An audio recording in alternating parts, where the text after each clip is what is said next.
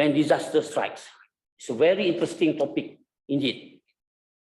We have two well-known speakers. First speaker is from University Technology Malaysia, and the second speaker is from the Department of Survey and Mapping Malaysia. For your information, we have audience or participant from the members of the Association of Authorized Land Surveyors Malaysia, Pejuta, employees of the Department of Survey and Mapping Malaysia, member of Geometric and Land Surveying Division RSM, and students from University Technology Malaysia, from University Technology Mara, University Pertanian Malaysia, University Tun Hussein On Malaysia, Polytechnic of various locations in Malaysia,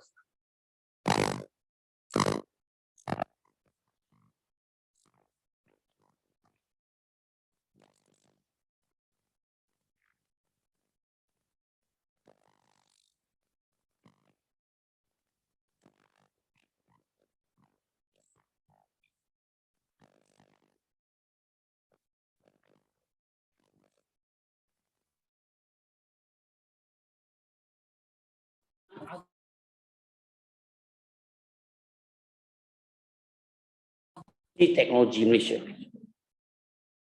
Let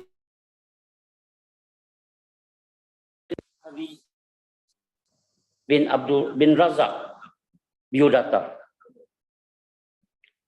Dr. Kamarul Azhari Razak is a director of Disaster Preparedness and Prevention Center, Malaysia Japan International Institute of Technology,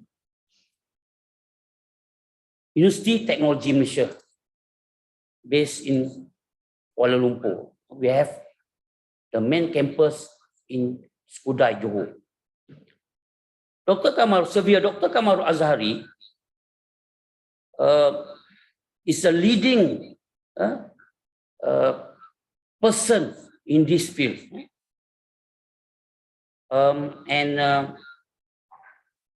DPPC, Disaster Preparedness and Prevention Center, is a leading disaster center in advancing science, technology, and innovation for disaster risk reduction, and currently a regional research hub for disaster prevention under Japan ASEAN Science, Technology, and Innovation Platform, towards supporting the commitment of United Nations Disaster Risk Reduction, SINDEL Framework 2015 to 2030.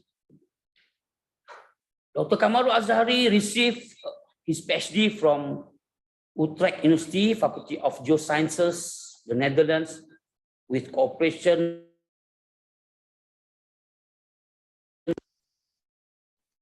United Nations University, Disaster Risk Management Center for Spatial Analysis and Risk Management.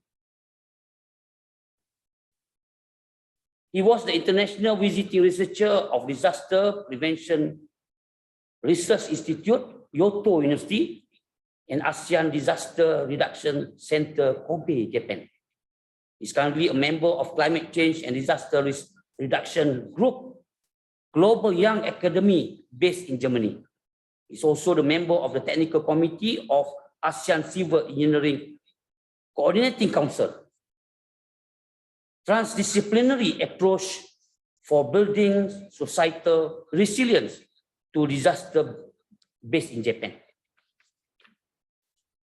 Surveyor Dr. Kamar Azhari is one of the science and technology expert panels for DRR to National Disaster Management Agency, Prime Minister's Department, Prime Minister Department Malaysia, Technical Committee for Interagency for Slope Management, coordinated by the Department of Public Work and many national committees.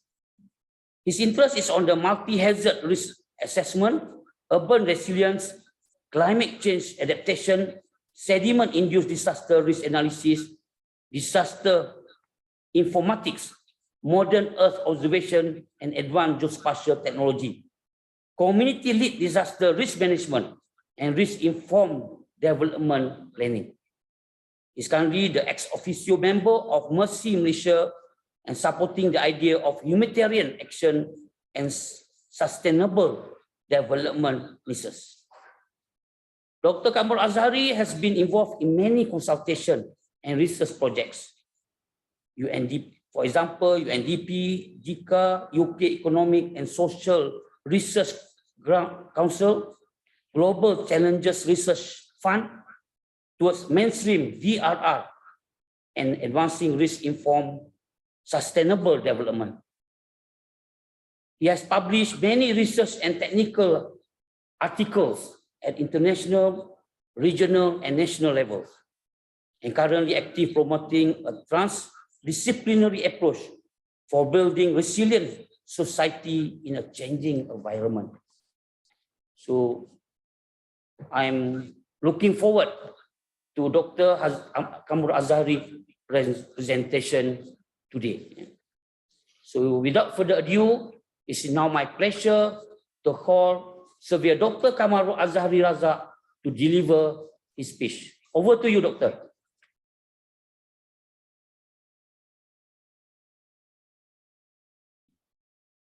Alhamdulillah, Alhamdulillah, Prof. Boleh dengar suara saya, Prof?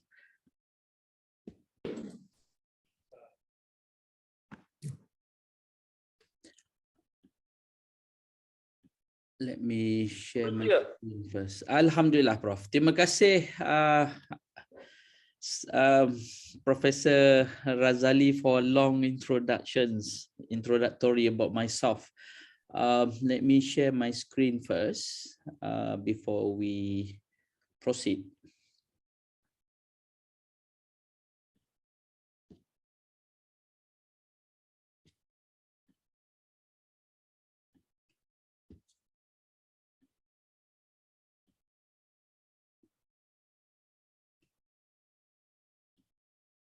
Okay, can someone confirm that you can see my screen, my slides, Prof? Clear, clear, Dr. Azhari atau Dr. Kamaro, very clear. Boleh. Alhamdulillah. Terima kasih banyak, Prof. Bismillahirrahmanirrahim. Assalamualaikum dan salam sejahtera. Very good morning, everyone. Terima kasih banyak, Profesor Razali, sensei, my sifu. Dan saya mengalu-alukan kehadiran semua para peserta. And first of all, I would like to thanks to Geometric and Land Surveying Division GLS, Royal Institutions of Surveyors Malaysia RISM, for having me today, and perhaps all the supporters, LJT, JUPEM, Pejuta. Terima kasih banyak. Thank you very much. Well, the topic given today, well, in fact, under the themes of surveyor when disaster strike, I think it's very timely, Prof. And perhaps within 1 hour, I'll try to convey some of my own experience dealing with disaster world, to what extent basically we can contribute, how much basically our product, our services, our knowledge could be used by the other professions, or even the decision maker and policy making process to perhaps look into this disaster perspective from risk into resilience. So mungkin saya mohon maaf, saya akan bentangkan sesi sebelah pagi ini dalam bahasa Inggeris, dan saya alu-alukan sekiranya para peserta mempunyai soalan, pertanyaan, boleh menggunakan chat box. Saya boleh ambil masa untuk soal jawab kemudian, Prof, ya, insyaAllah. Alhamdulillah, as presented and introduced by Professor Razali just now, I'm currently a director of Disaster Preparedness Prevention Center. So for this particular slides, I would like to acknowledge my affiliation, particularly the ASEAN Civil Engineering Coordinating Council, ASEC, specifically the Technical Committee 21, focusing more on transdisciplinary approach for building societal resilience to disaster. So there are four elements in my presentation today. I will be giving some recent context of emerging hazard, systemic risk, and also compound disaster.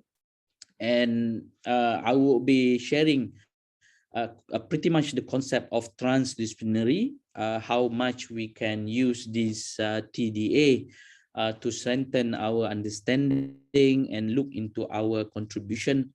And I will end up with 5 secret recipe. So these 5 secret recipe as a result of my 20 years in academic world and also disaster world, and how actually our professions, our surveyors can directly contribute to reduce a future risk. So to giving a context of my affiliation back to 2015, when I come back from Europe, 2013, 2014, I was involved in developing a disaster risk management program at MJIIT, and I'm looking forward for those who are interested to perhaps extend your study, pursue your postgraduate study in say masters by research, master by top course, PhD. We have a G2G, in fact, a project, Malaysia-Japan project back in 2010, when we, under the new Look East policy, we established 350 million USD project, and they established one dedicated Japanese-related center in UTM Kuala Lumpur.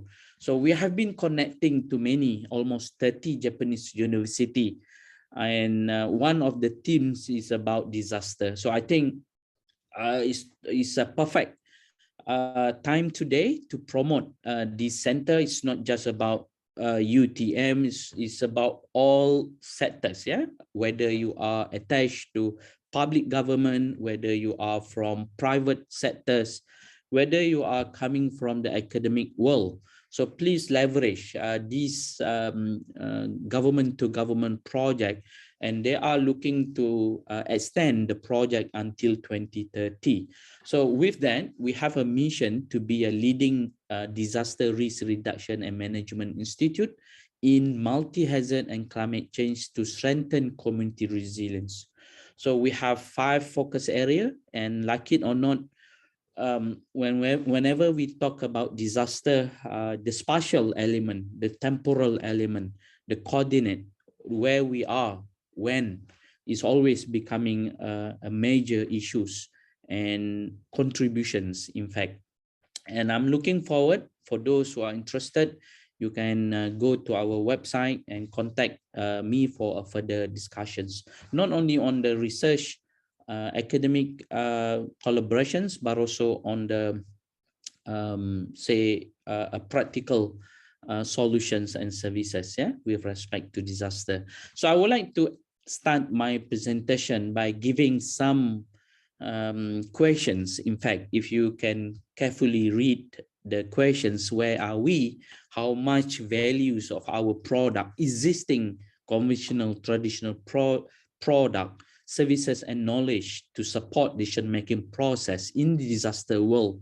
And of course, perhaps you may notice that in disaster world, we always talk about a time, yeah? So they can't really wait for 2 weeks, for 2 months to produce a map. They need perhaps in a couple of hours, perhaps couple of minutes to make a good right decisions, yeah? So then there was a question, who are actually our actual clients, whenever we talk about disaster? Put it in the context of JUPEM, put it in context of LJT per juta. We have our own clients, in fact.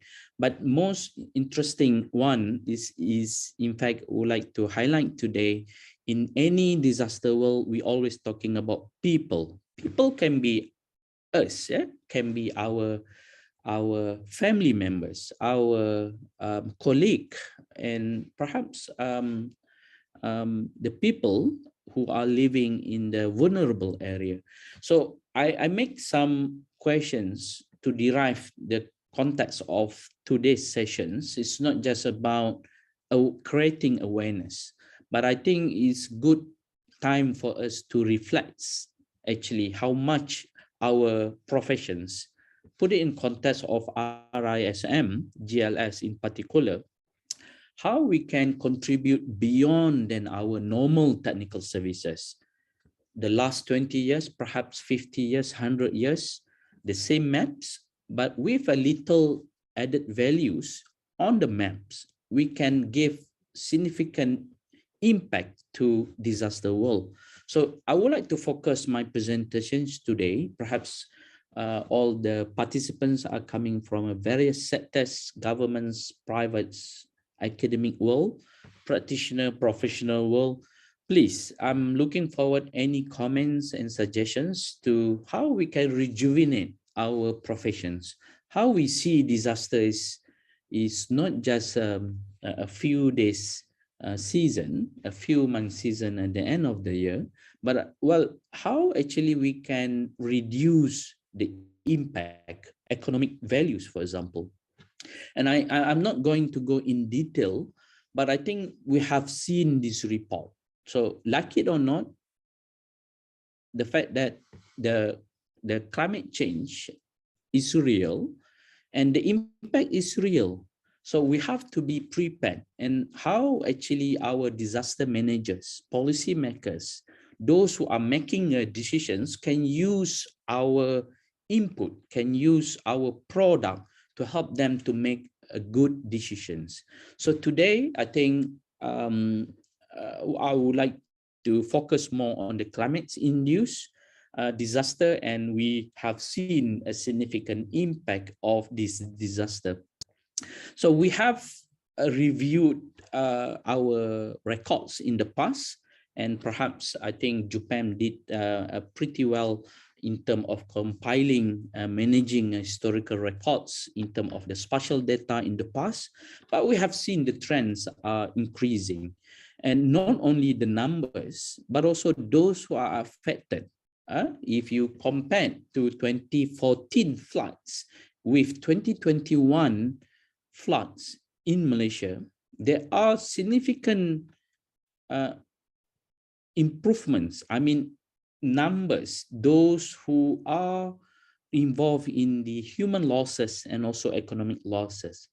So we are making a significant increment indeed from 2014 back until 2021. So today I would like to highlight about transdisciplinary approach in preparing and reducing, preventing future risks, and how much we can actually contribute into the societal resilience. So, well, perhaps you heard about Sendai framework. This Malaysian government has committed to 4 priority for action. There are many global agenda, but to make it short, well, our government has committed to this global agenda. Like it or not, as a policymakers, disaster managers, those who are making and involving in the sectors related to the disaster, have aware of these global commitments. And I just want to also highlight about the current scenarios of our disaster in Malaysia. Perhaps you heard about systemic risk, risiko sistemik, emerging hazard, bahaya baru muncul. Well, sounds nice. New emerging hazard. Compound disaster, bencana berganda, bencana berangkai. Satu bencana menyebabkan bencana yang lain. I just want to quote from a former UN Special Representative of the Secretary General for disaster risk reductions mentioned about access to information is critical to successful disaster risk management.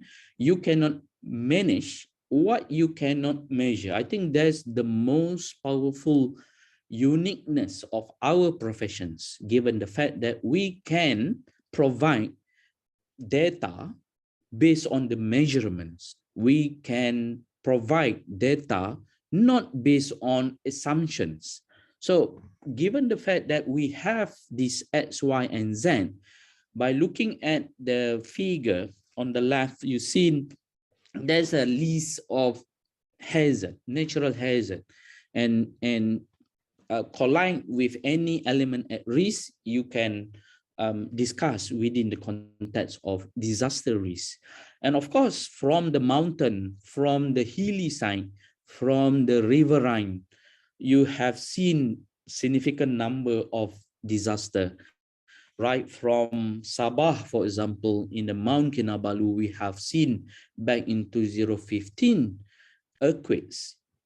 In June 2015, it triggered a lot of rockfall, landslide, and later in Kota Belud, it becoming issues of land degradations, soil erosions, and from earthquakes, a week after it generated into debris flow, mud flow into several areas in the vicinity. So of course, not only during the wet season only, but also in the dry season, we have drought, forest fire, pit fire, and also, of course, talking about flooding, one of the most critical hazard in Malaysia in terms of the economic losses.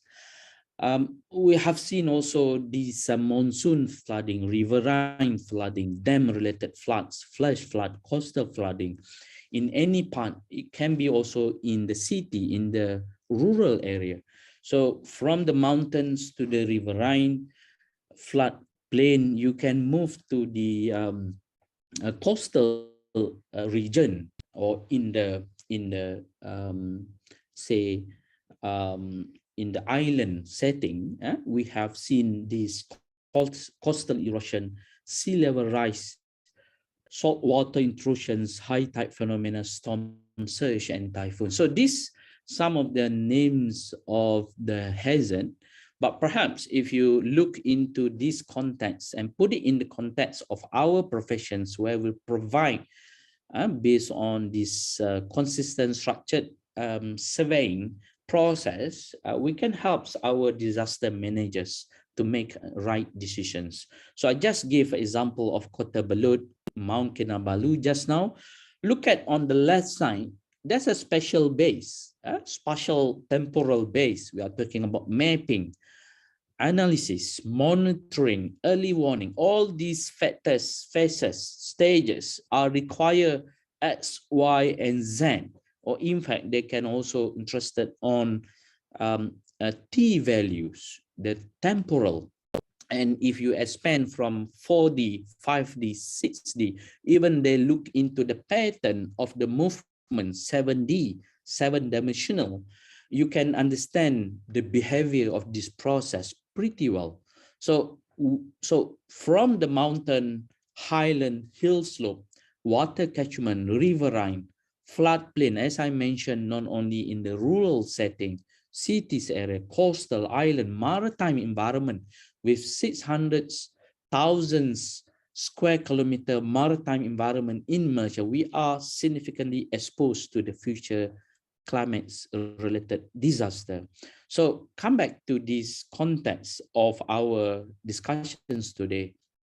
How much we can contribute, how actually this seasonal flooding can be something valuable to our professions. how we can help our policymakers at the district level to make a decision. So today we have seen a number of disasters are localized, they are very dynamic, and some of the context of the mitigation, for example, by DID, Department of Irrigation and Drainage, they mentioned about 9 billion worth of funding budget under RMK 12. That was before 2021 December flooding. And based on the recent after action review and the presentations to the Prime Minister, they requested close to 400 billion until 2100. You've seen that the numbers of mitigation project are not enough, are not sufficient, given the numbers of the disaster and the impact are prevail. So today, I think, like it or not, we have to admit that our profession have to work with other professions, other professionals, other experts in order to tap some of these benefits, yeah, not only from the business point of view, but also the knowledge. Yeah, so today I would like to look into how we can promote the science policy interface, how we use science, how we use evidence to convince some of our policymakers. That's on the top, that's on the upstream. In the downstream, you've seen most people, or even some of our families, some of our houses of our colleagues are flooded, inundated. Well, so I think today it's not just about the disaster managers, policymakers. I'm talking about the people, those who are suffering from disaster. So I will be sharing 5 secret recipe. I will be making a stories, traveling from one side to another, just to give you some clue how you can use this knowledge and how actually you can be actively contribute to RSIM, for example, to GLS sectors, to look into how we can look into the current context. And well, I think you have seen the report, you heard about that. There are about 63 districts. It was reported by the statistic departments, but of course the number are underutilized, well, underestimates per se. And given the fact it's still so huge, we are talking about 6 billion economic losses with single event. So you can imagine these 140,000 families, peoples who are affected directly from these 12 states.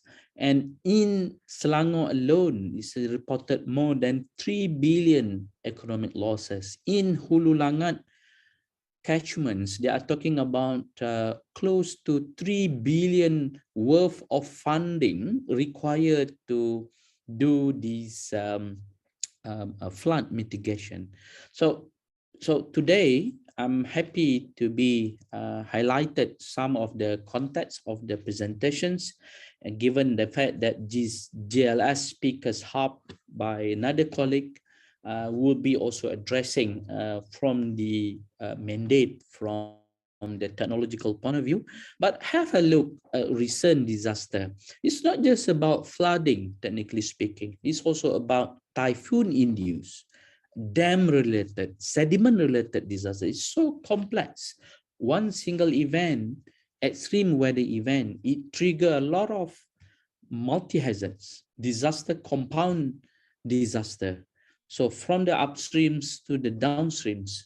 And in fact, the Met Malaysia has released the typhoon advisories on 16th of December, 2 days before we being hit at 5 o'clock in the morning. So you've seen this trend, not only in Selangor.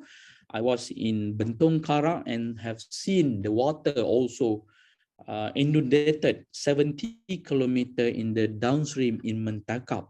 So based on our interview to the locals, with the locals leaders, local communities, it's even worse than 2014. because of the impact, because of the velocity.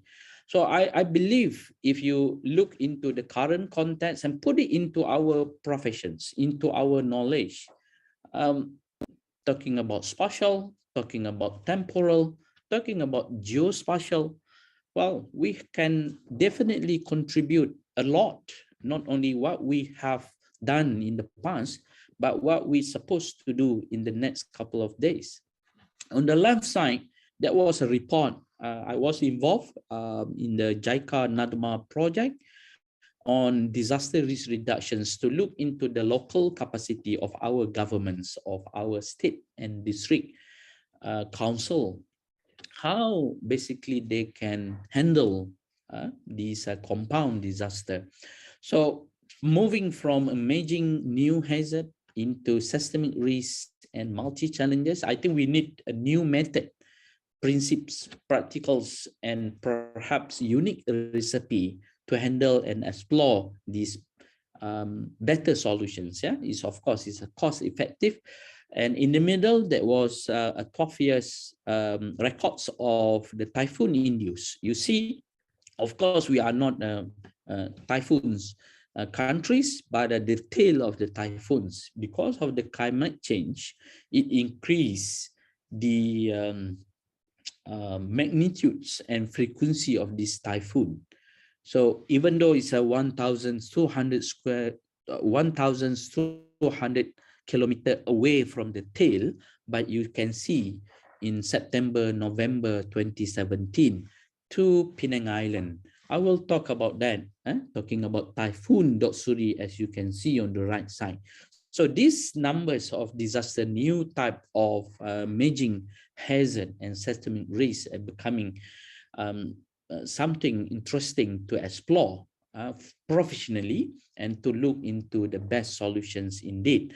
So coming back to these reports that we presented and hand over to Director General of NADMA, in October, we have no clue that we are going to be hit by such large-scale disaster. But of course, I think we are not just talking about extreme weather event. We are talking about multiple hazards occur at one particular time or period of time. So we are talking about landslide, debris flow, coastal flooding, and of course, riverine flooding. So these grand multi-challenges have to be addressed, and based on the recommendation given in the report by JICA and NADMA, hopefully our professions can contribute significantly towards achieving 2030 global agenda. I'm moving into some of the context of the presentations today, moving from risk, not only understanding risk per se, but also how we can make our society more resilient. Wow, becoming our cities becoming more resilient. So we have seen these contents, and on the left side, perhaps you have seen this figure. It's a spatial driven. All those data can be processed in GIS. Some people can produce within 2 months, within 2 weeks. But what if we would like to produce a map within 2 days, within 2 hours, within 20 minutes? That's the challenge to our industry, and how we can translate those disaster resilience model, all the maps, all the plan that we are making, putting something values into it related to resilience, damage, human activity, and time, it becoming something remarkable outputs to the disaster managers. Believe me that we have seen a lot of product services are generated by non-surveyor, but they are the ones who are selling those products and making profit out of it. So you've seen on the 18, 19, 20 December, look at the numbers of victims evacuate. So if they need some technology, if they need some data to help the responder, to help police, fire and rescue, civil defense force to evacuate the people. And in fact, throughout the countries, we are talking about 20,000 responder So it's not enough to address such large-scale disaster in one particular area, like in Shah Alam, Klang, for example. So this number shows how much basically our data will lead to a better evacuation process. So those who are suffering will be helped timely. So this one of the example how actually we can not only evacuate the victims, but also providing substantial services, not only during that particular 3 days, 3 weeks after, 3 days, 3 months after. So that's pretty much the concept of disaster resilience culture, how basically we use the global agenda on disaster risk reduction, and think of some data could lead to a reductions of the future risks to increase some of the resilience capacity. I would like to give some example of my own project, my own involvements. Currently, we have been working with TMB power generations over 4 states, Perak, Kelantan, Terengganu, and also Pahang, over a large dam. There are more than hundreds dams, and 40% of the current dams are considered high risk, and 12% over this dam in Malaysia are basically aging dam, more than 50 years. They need some help. They need a lot of inputs from mapping to the risk reductions. So we are making 2030 planning together with TMB research. We look into how basically surveying mapping can basically becoming a significant data and tools to help them to manage current dam and also a future dam. So we are also interested to align some of our research, some of our project into the national agenda until RMK 13 and also 2040 water transformation. So on the left side, that's you see a list of services we can offer beyond than our traditional services, not only making a topographic map, making perhaps providing X, Y, and Z, but we have to give a values, how we can better prepare the local communities, how we can give a strong signal to the dam owner 3 days before the typhoon hit the area. And given the fact that these product, these services, data, knowledge, and wisdom will lead to a better resilience culture. So this just a dam. You can use the same pattern, the same process, modus operandi into the different application, like in forestry, like in agriculture sectors, for example. And given the current recent February disaster in Kenya, I think we have to look into how basically surveyors, well, our professions can significantly contribute, not only becoming a passive actor, but also those who are active during, before, during, and after disaster. And of course, the early warning system is one of the new venture services where they need mapping inputs, data, spatial data, temporal, where we have to place those warning sensors, but also to look into the impact. So the spatial based analysis always becoming our selling point. Yeah, so not only inside the dam territories, but also outside of the dam. Yeah, we are talking about 400,000 people at risk if the dam break. So empowering communities beyond than the dam territories lead to a better services. So you look at, yeah, if we have a product which can be sold at the different contexts and sectors, our services can be used by a different groups of people, and how we can help the governments, the private sectors, the local council to increase this disaster awareness, disaster education into a community-based disaster risk management. So these are pretty much the concept, and I would like to quickly move to a different context of compound disaster, systemic risk, and I would like to address the importance of transdisciplinary approach. So like it or not, we are not alone. We have to work with planner, we have to work with engineers, geospatialists, we have to work with many professionals, but we have to find our strength, our uniqueness, to what extent our product, our services, our knowledge can contribute. So today I'm talking about systemic risk. So this pretty much the concept. On the left side, it's not just about our maps. We have to make sure those maps will be used significantly by the local governments, federal governments, private sectors, professionals. And on the right side, you see there's a disaster risk reduction investment. And we did mention that it's not just about structural measure.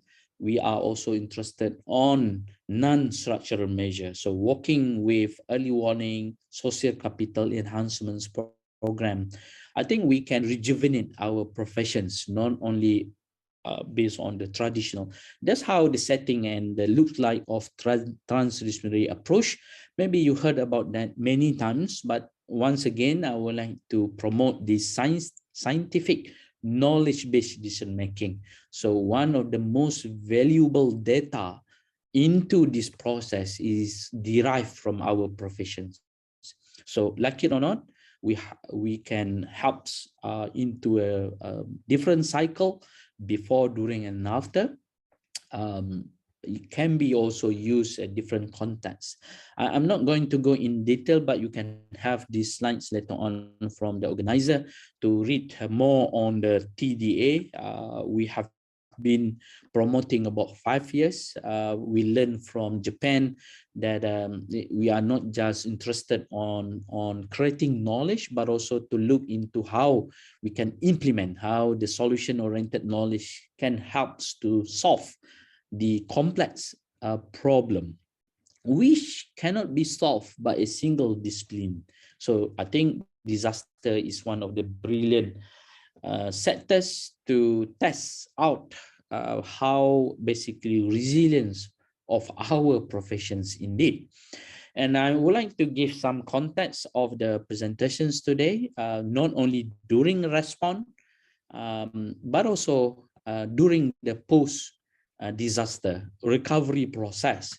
So this one of the example of my involvements with Mercy as one of the ESCO member to 22 the largest humanitarian NGOs in Malaysia. We look into how we can establish living lab in one of the disaster area like in Hulu Langat, and how we can bridge the gaps between humanitarian action and risk-informed sustainable development nexus. So this concept is pretty new in Malaysia, but we would like to promote and use this living lab, satellite labs as one of the tools, and perhaps our profession can support the process of rejuvenating and building resilience community. So there was a photo 2 days, 1 day after the disaster in Hulu Langat. Together with Pak Azam, we visited one of the damaged area, and I believe there are many service provider, private sector provide the data, or even Japan flew over the area. But we need more players, we need more actors, professionals who can contribute scientifically, technically, and give some impact into the data, into the decision-making process. For example, even the local villages, the head of the local communities, the local leaders, his house also affected. So all the documents are gone. So they have to rebuild and recollect the data before any disaster relief came into the area. So you've seen that this short, medium, and long-term process require significant data in terms of the spatial and temporal data. Another example from Yan, back 18th of August last year, there was Kepala Air, well, that's what the local people notice, use it, refer it to, but today I'm addressing as a debris flow, a sediment-based disaster, and based on the data, based on the partnerships, this project funded by Department of Mineral and Geoscience, together with Kedah state governments, Yan District Office, we work with Civil Defense Force. So that's how, just a simple philosophy to make sure that we send prepared for the future event. We install early warning system from Japan, and based on the data, we engage many stakeholders, including ADUN, including the parliamentary office, and look into this. Within short period of time, we managed to install this debris flow early warning system. So the same pattern, the same concepts, principles of working style, we can extend to almost 60 prone area in Malaysia in the third rolling plan. So you've seen one typical collaboration, smart partnerships will lead to a better product and services. So it's not just about the amount of the project, cost fees involved, but also how actually the local community can benefit from the technology, can lead to a better action whenever the sirens triggered into the area, far from the source area. So another one in Penang, we have completed based on 2017 disaster. We are talking about 232,000 people affected directly based on the ID reports. One of my master's students from the ID, she just completed the research and develop the context of how we can integrate flood hazard assessment for strengthening urban resilience in Georgetown. Perhaps it's one of, maybe you notice, is one of the UNESCO World Heritage Sites. So it's not easy to basically produce maps and considering the flood hazard maps and integrate with the local GIS data. So we understand behavior of future floods, 100 return period, and look into the element at risk, some of the asset. So putting into the context of our professions, we can actually significantly contribute not only during mapping process, but also monitoring, modeling, and look into how basically our data can give some example into the decision-making process.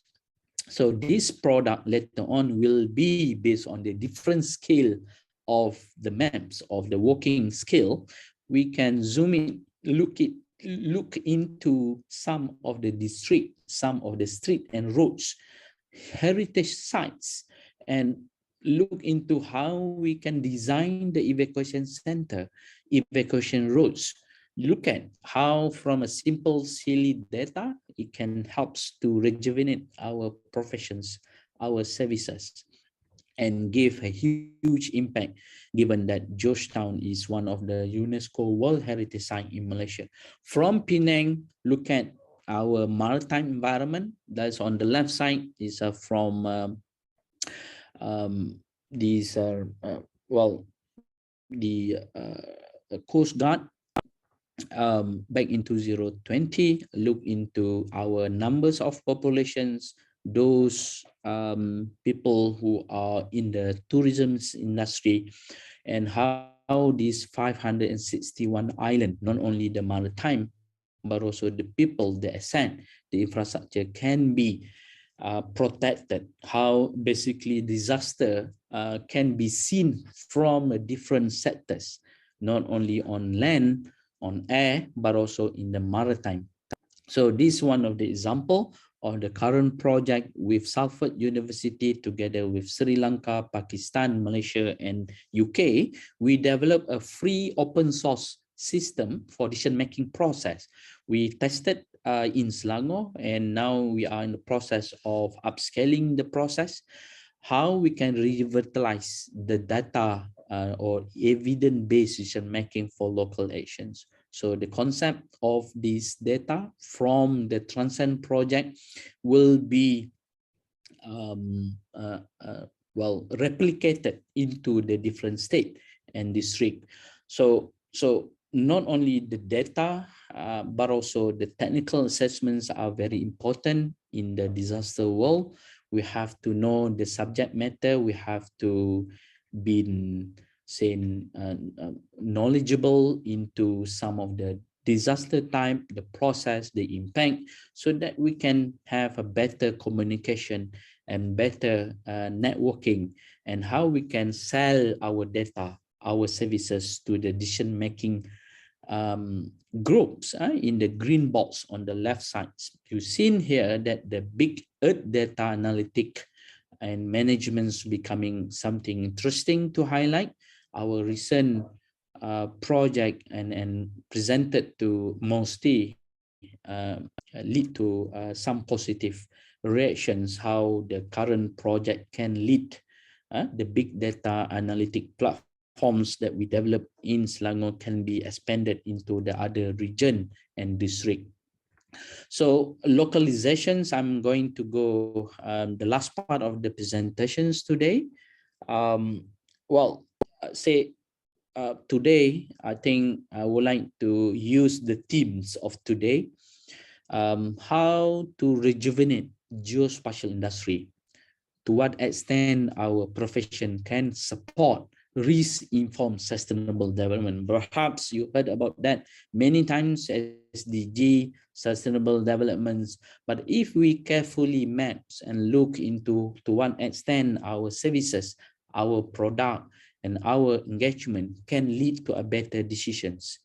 So in the next couple of years, I'm talking about 8 years to 2030, we divided into 3 different phases: short, medium, and long term. Short until this year, next year; midterm until 2025, and 8 years until 2030. So we are looking forward for those who are interested to partner with us.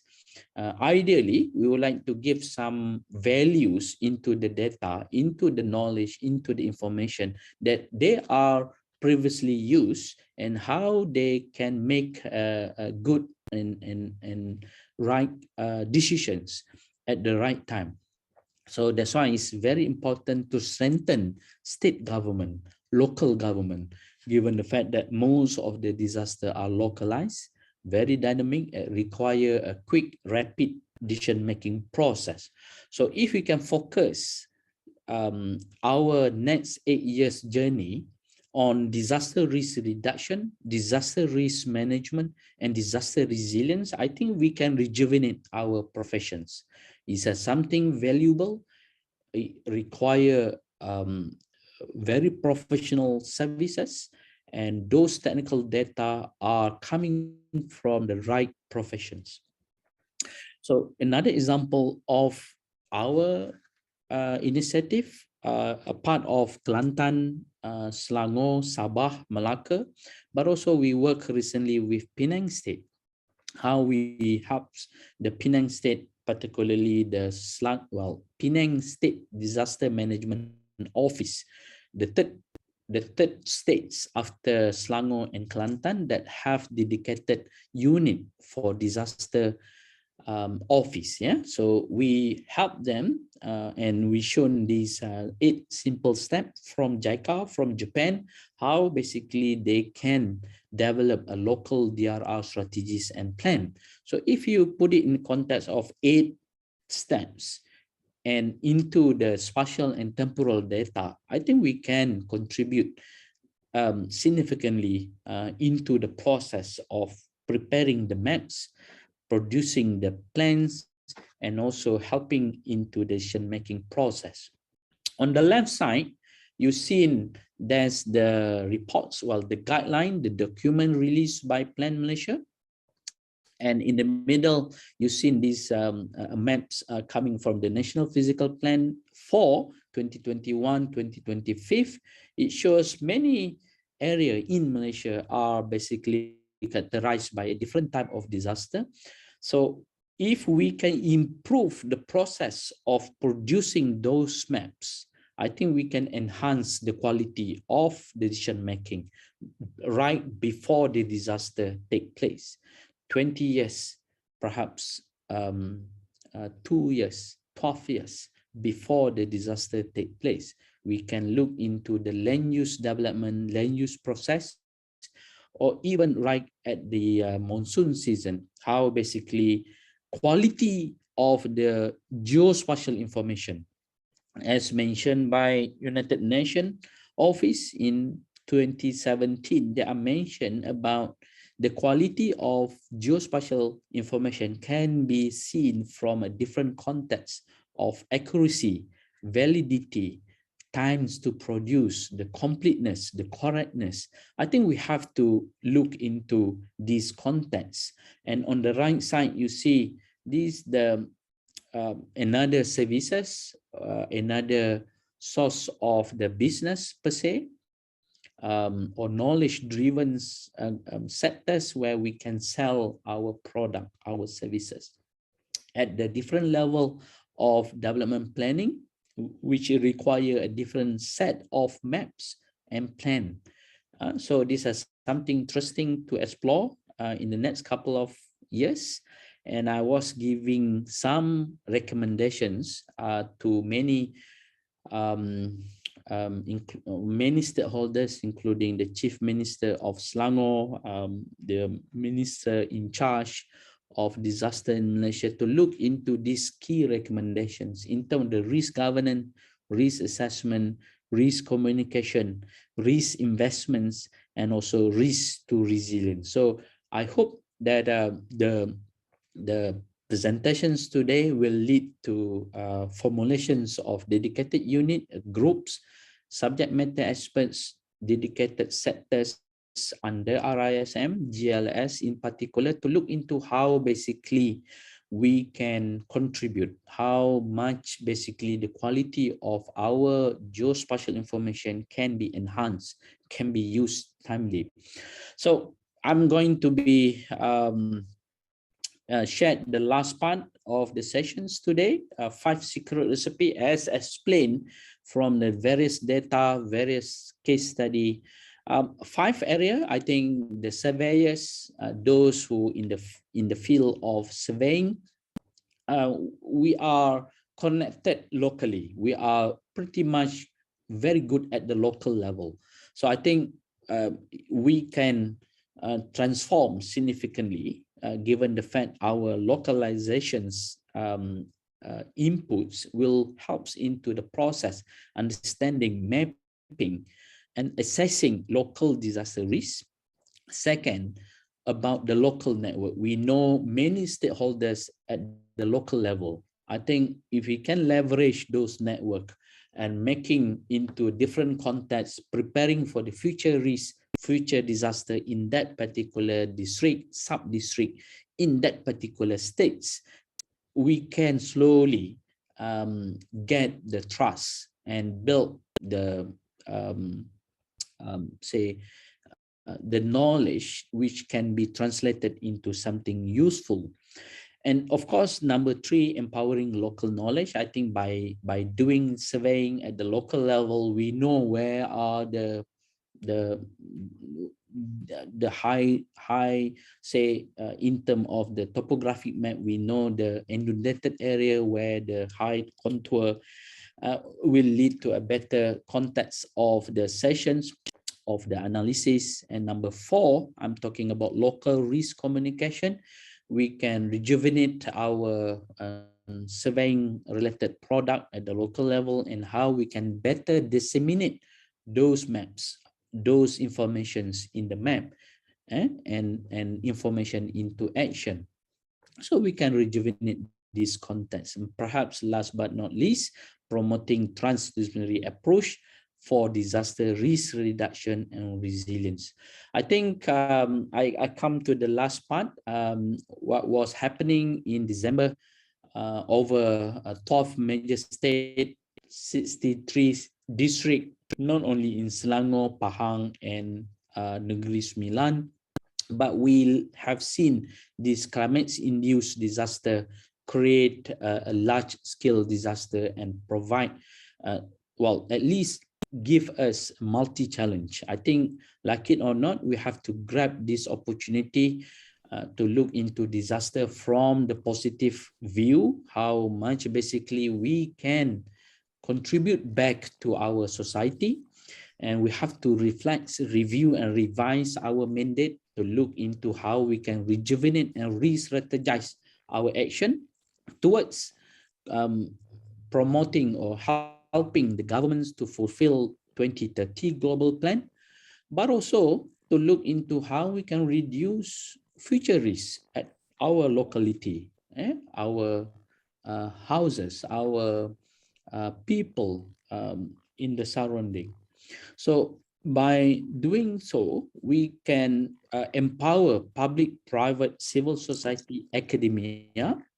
And on the last side, before I end, these people are talking about 2045, indeed, beyond than 2030. I'm looking forward to talk about that later, but I think, like it or not, for those who are young professional, young surveyors, this is a time for us to really re-strategize our vision, mission, and action. So with that, I close the sessions. Thank you very much for the sessions, for the invitations. Looking forward for any comments, recommendation, and questions. Professor, over to you. Thank you very much.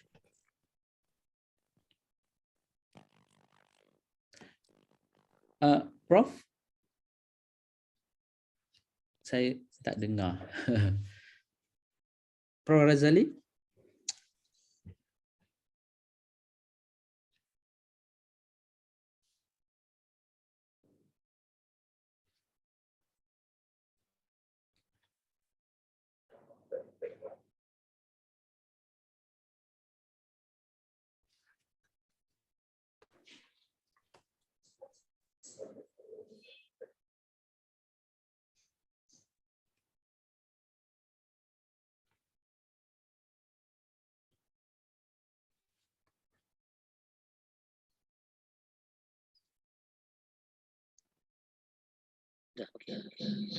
Okay.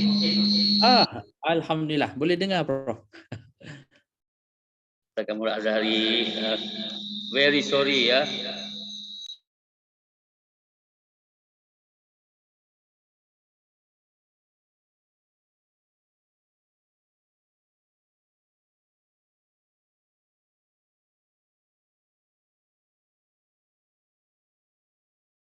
The things that Dr. mentioned in your presentation, it actually recently happened in our country, the flooding and also the landslides. So it is very encouraging to see a center like this initiative, the Disaster Preparedness and Prevention Center, working on this initiative, in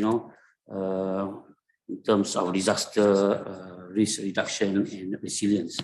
So I once again thank you, but maybe I'd like to share among the last slides Dr. Kamaru Azhari share is about the 5 secret recipes, because I was also asking myself, what is, because this is something I think we can share among us, to maybe in future if we can reduce and then, as the doctor mentioned, from disaster risk to resilience. And the first one is Dr. mentioned about assessing local risk. I think very important. Second is leveraging local network. The third, empowering local knowledge. Fourth is strengthening local risk. And the last but not least is promoting transdisciplinary, number 4 is certainly local risk communication, and the number 5 is promoting transdisciplinary. I think transdisciplinary approach, approval for DRT, for disaster risk reduction and resilience. So I think this is, very, very important. And I thank you, Dr. Kamal Azari, for sharing this. I think we need to have this sort of initiative, because we cannot stop, but we can try hard, in implementing certain policy by the government to reduce, help the public, maybe in future to, to face this kind of dilemma, like flooding and landslide, which is very common in our country. Maybe I start first question to you, Dr. Kamarul. I found it very interesting, from a surveyor, from a geometric engineer, doctor, you are now become a well-known,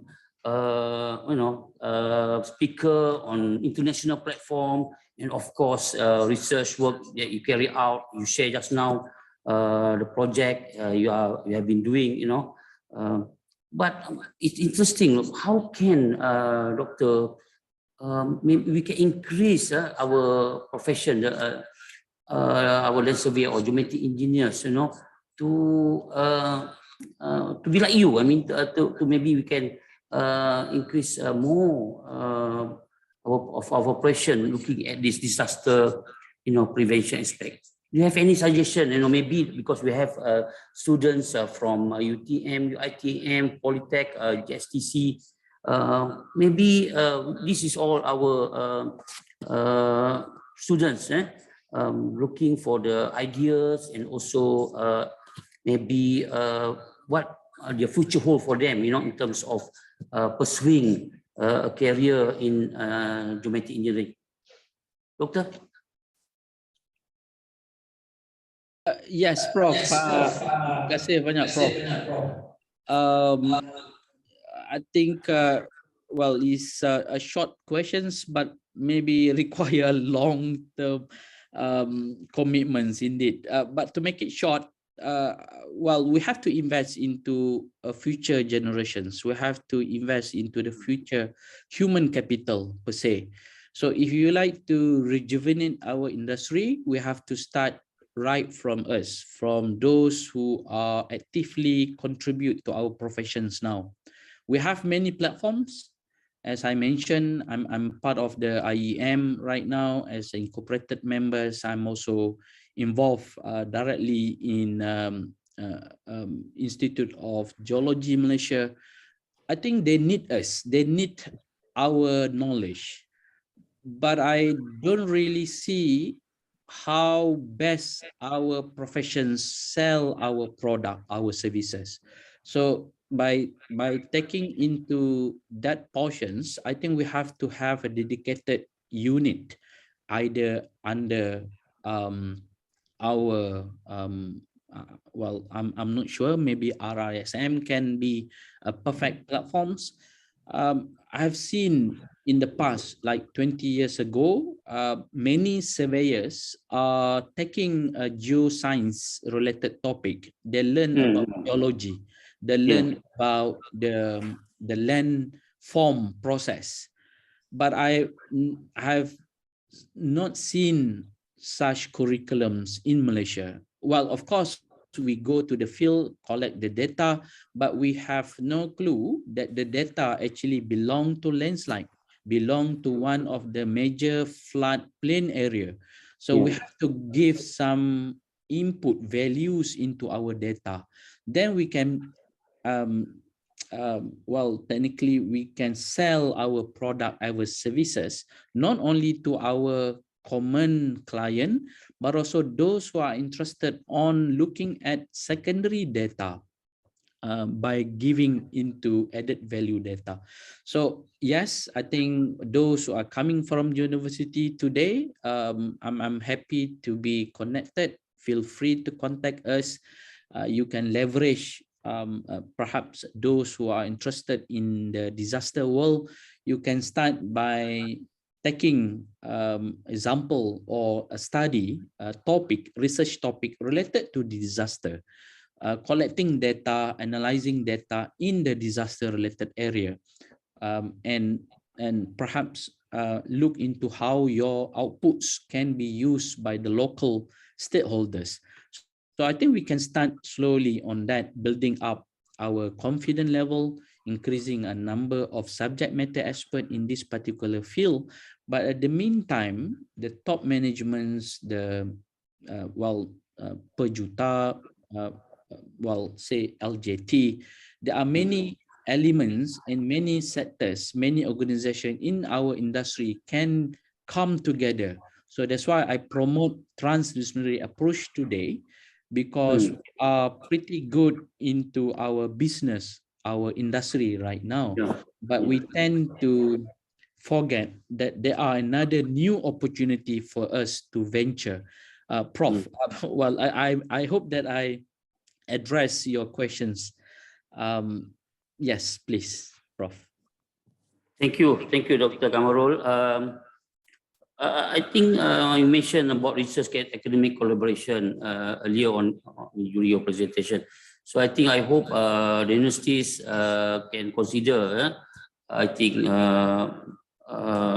or consider the offer made by Dr. Kamarul for research academic collaboration, on looking into a practical solution and servicing with regard to disaster prevention. Because we have the expertise here in our country. We don't need to look elsewhere. So this is a very good invitation by Dr. Kamarul, and I hope the various universities attending this webinar, you can say, maybe can consider a close cooperation with Dr. Kamarul Azhari. Please, sir, if okay, let me see. We have one. Okay. This is a question from the audience, Dr. Kamarul. I'm Dr. Sanusi. Okay. Thank you very much, Dr. Sanusi. Do you think UPM need a decentralized approach going to the states in order to increase our preparedness towards disaster management effectivity? Yeah, effectivity. Go ahead, Dr. Kamarul. Yes, terima kasih, Prof. Razali. Thank you very much, Dr. Sanusi, for the questions. Indeed, it's a very timely questions, given the fact that the Malaysian government currently working into the new policy on disaster risk reductions to be launched by Prime Minister this year. But if we look at the current strategies and also actions, basically they are empowering local government. So put it in the context of JUPAM, I do agree that decentralization's approach might be a good way of handling significant needs and demands of disaster world at the local level. Since I think JUPAM has many, of course, they have their own office at the state level, and also they are having their staff and officer at the district level, collecting data, analyzing, and producing a map. But I think it's not that enough by saying that our maps, our plan, perhaps the one that produced by JUPAM by our profession, licensed surveyors, sometimes they are not using it into the disaster management committee meeting. I was part of the Selangor Disaster Management Committee at the state level. Of course, JUPAM sometime was invited to present about high tide phenomena and so on.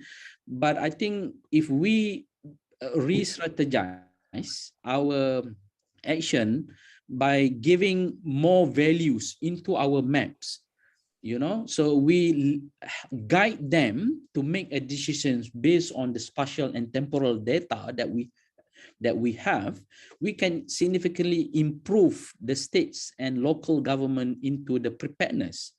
And some of the district disaster management committee chaired by the district officer, they can refer to Japan as say focal agencies into the mapping and surveying, because sometimes some of the decisions have to be right at the spatial information, have to be right at the temporal information, which I don't see some of the committee are coming from this agency. So that's why the first steps, I think, if Japan make a right move by decentralization, but don't forget to increase or putting some investment into human capital. Our surveyors must be fully equipped with the knowledge. It's not just about providing mandate, giving our services, but we have to know the subject matter. So I think it requires long-term planning, but I think this is perhaps one way of improving effectiveness of disaster risk management in our country. Prof, thank you, Dr. Sanusi. Thank you, Dr. Kamarul. Thank you, Dr. Sanusi.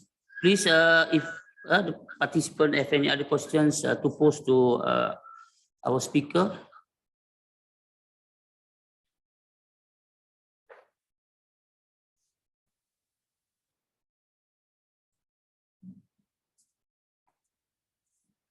Okay, we can wait for a while if any of the audience like to pose any more further questions to Dr. Kamarul.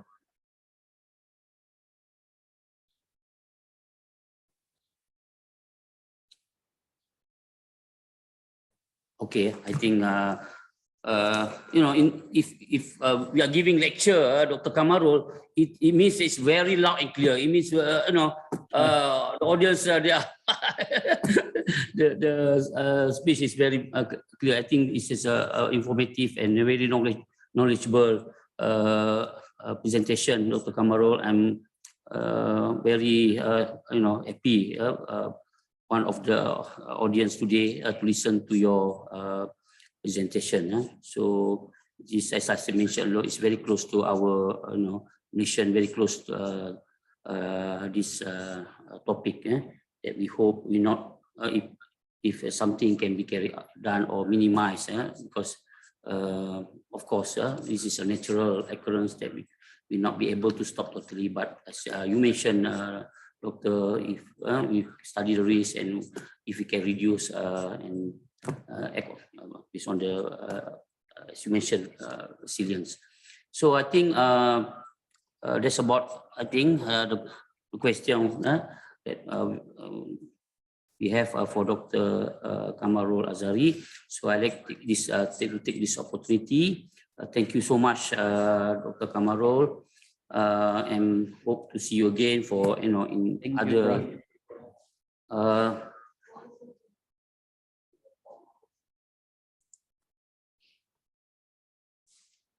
okay, sorry, Doctor, maybe one last question. Mr. Sang Sing So. Okay, do you think it is necessary to liberalize the laws and regulation on acquiring data using UAV? Yes, Prof.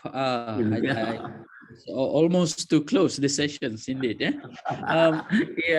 Well, thank you, Mr. Misun Singh. I'm sorry if my pronunciations. Well, I think UAV is one of the emerging technology. It's not belong to our professions anymore. In fact, I was in the field second day of the Hulu Langat disaster in December. We went there and seen many players, actors are collecting data, even without any license, because the disaster require quick, rapid actions, you know. So if you are making a laws and regulations that put some restrictions for some players, and some of the data are required very timely, we have to provide such services. So I think the point here, we have to look into the purpose of the data. If the data are collected for the response, you can't really wait for 2 weeks to design the flood campaign and collect the data, process the data. After 2 weeks, it's gone. The people need some data to make a right decisions, which area, which village, which houses are require a dedicated relief supply, for example. So put it in the context of land use planning. We have done 100 years land use changes study in Cameron Highland. We map out before tea plantation era and now the new eras of the agriculture practice in Cameron Highland. We have seen some of the changes require like this type of sensors like UAV to collect consistently, but maybe some of the data could be also professionally collected by the local licensed surveyors, and together with geospecialists, they can produce a good and timely data of UAV from UAV technology for a certain action. If any changes in the field, talking about land use changes and disaster in Cameron Highlands. So we are talking about 600 square kilometers to be mapped consistently. And I think if we liberalize this law and regulation, we can increase a number of the technology to be useful at the right time, at the right place. That's my quick comment, but just want to give one example of Selangor Disaster Management Office. I was involved with them back to 2015. One of the most things that they invested at that particular office was to buy UAV. You know, they are not geospecialists, they are not surveyors, but they are disaster managers, but they need this UAV to map out where are the landslide, where are the flood, coastal flooding area. So those data are very useful for them to make right statements about the disaster. So I think we have to discuss from the policy law regulations point of view, Prof, about this, but I'm very positive to look into our professions to contribute significantly. Prof. Okay. Thank you, Dr. Kamarul. Thank you, Mr. Sang Sing So. Okay, we have another question. It looks like, you know, question we keep coming now. Okay, thank you to Dr. Yunus.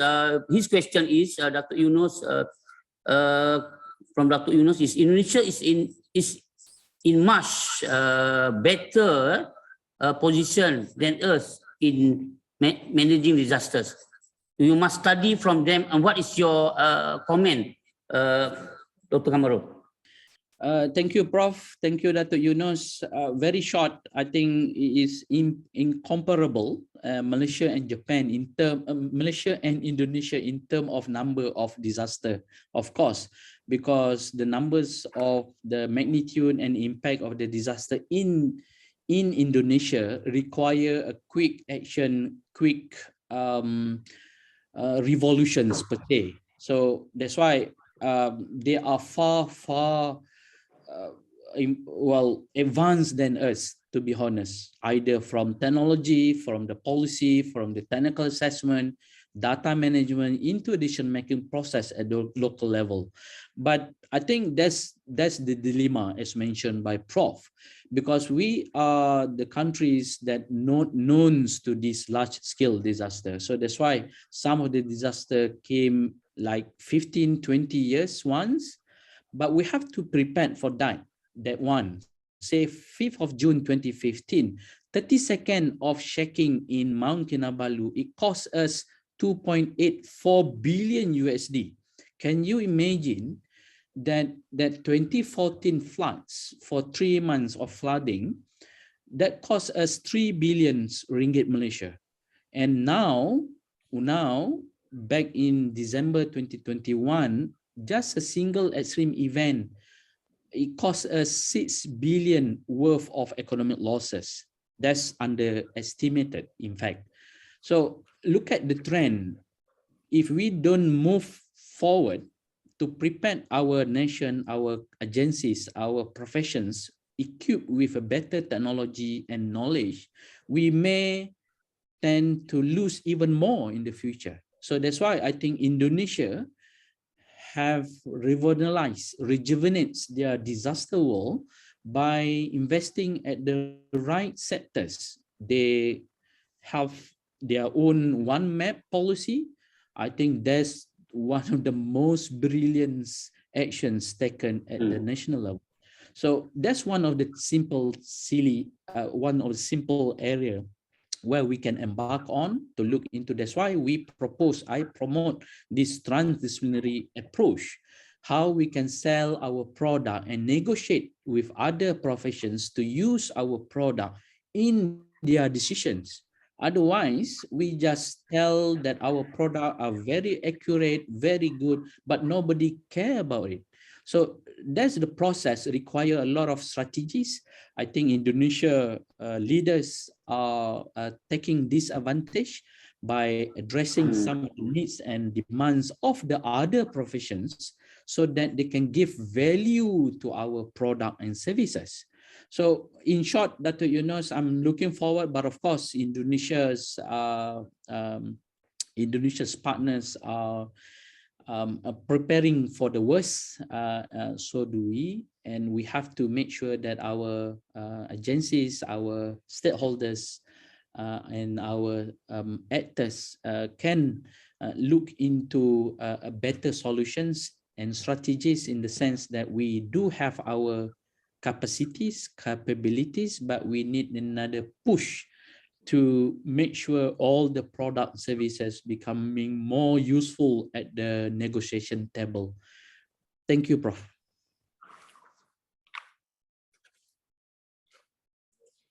Thank you so much, Dr. Kamarul. Okay, hold on. There's one more question on the chat. Let me have a look at it.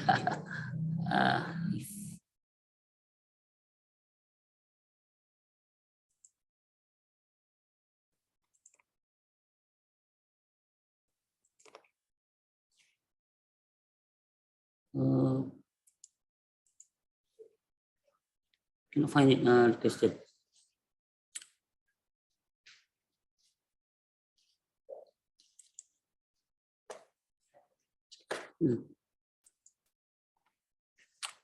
Okay, maybe last question, Dr. Kamarul. It has been a very informative and knowledgeable presentation by you, and it reflects by question you received so far. Okay. Bismillahirrahmanirrahim, and good morning. As a student, where I can refer any info, references and resources for us to maybe cooperate, maybe a website, social media, or anything, Dr. Kamarul? Yes. Thank you, Prof. I posted a website of our center, Disaster Preparedness Services Center. You can find us, DPPC, in our Facebook, Twitter. Well, I'm free enough to talk and discuss how you can leverage. As I mentioned, that this DPPC is not only about UTM, is about Malaysia. So Malaysian and Japanese governments agreed to have this disaster-related focus project under the new Look East policy. So back to 2015, we established this dedicated center. So I'm looking forward. Well, we also have many scholarships, fellowships with our Japanese partner, and JICA, Japan International Cooperation Agency, is our strong partner at the moment. Thank you, Prof. Okay, thank you so much, Dr. Kamarul. Again, I'd like to thank you on behalf of the Geometric and Land Surveying Division of the Royal Institution of Surveys Malaysia Thank you so much to Dr. Kamarul, Severe Dr. Kamarul Azari Raza, Director of Disaster Preparedness and Prevention Center, Malaysian Japan International Institute of Technology, University Technology Malaysia. Once again, thank you so much, Dr. Kamarul Azari. We will now take a 5 minutes break, okay, and we will continue with our next speaker. Don't go away. Terima kasih, Prof. Thank you, Prof.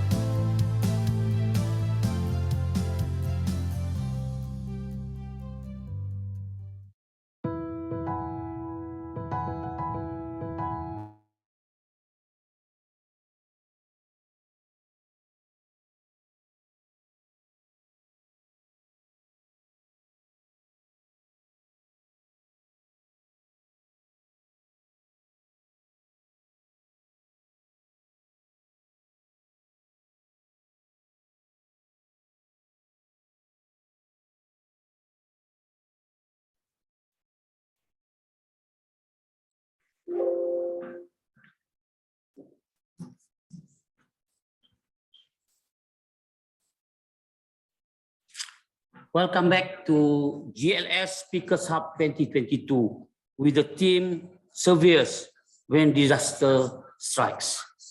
This event is organized by Geometric and Land Surveying Division of the Royal Institution of Surveyors Malaysia and supported by the Land Surveyors Board Malaysia, the Department of Survey and Mapping Malaysia, and the Association of Authorized Land Surveyors Malaysia. Our first speaker is Surveyor Dr. Kamarul Azhari bin Razak, the Director of Disaster Preparedness and Prevention Center of University Technology Malaysia. His topic is From Disaster Risk to Resilience, 5 Secret Recipes. Our next speaker is Surveyor Yip Wei Chen from the Department of Survey and Mapping Malaysia. The title of his presentation is Common Spatial Reference for Disaster Data Management. Before I pass over to our invited speaker, Surveyor Yip Wei Chen, let me read Surveyor Yip biodata. Surveyor Yip Wei Chen is an Assistant Director of Survey at the Geospatial Information Management Section, Defence Geospatial Division, Department of Survey and Mapping Malaysia. He holds a degree in Bachelor of Engineering, Geometric, and a Master's of Science in Geometric Engineering. Surveyor Yip Wei Chen is a subject matter expert in geodetic on coordinate system since 1st October 2019. He is a recipient of the Excellent Service Award from the Department of Survey and Mapping Malaysia in 2011 and 2017. He's also a recipient of the Best Instructor Recognition Award awarded by Institut Tanah dan Ukur Negara or ISTUD in 2012. It is now my pleasure to invite Surveyor Yip Wei Chen to deliver his topic entitled Common Spatial Reference for Disaster Data Management. Over to you, Surveyor Yip. Okay. Thanks again for Tom moderator regarding for the introduction, for greeting, and actually Professor Dr. Lazari itu as my Sifu also lah. So it's a batch 2003. Okay, then since I for today's session, I think both of the two panel is as an ex-student from the Dr. Lazari, and thanks again. And as your information, Dr. Kamara also 15 years ago as my colleague also, before he joined for UTM. So Dr. Kamara, how are you? Okay, then and he got a when the first position in the institute. So during that time, so thanks again for the invitation for GLS Hub, and I have the opportunity to share my experience, especially for the disaster data management in this what we call it is a seasonal happening in our country. Okay, let's share my slides.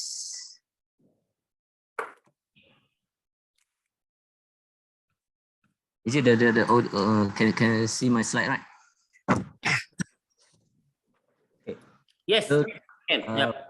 for today, I think the related with the topic with the Dr. Kamaro, they say that almost we have done for our first stage, especially for the policy and DASA, right? So references semua ada. How we going to implement it? And we as a surveyor, I think this is our profession to prove it. It's a right thing that to voice out where the right and where is wrong, especially for the combination for the disaster management later on. right? So, and because I'm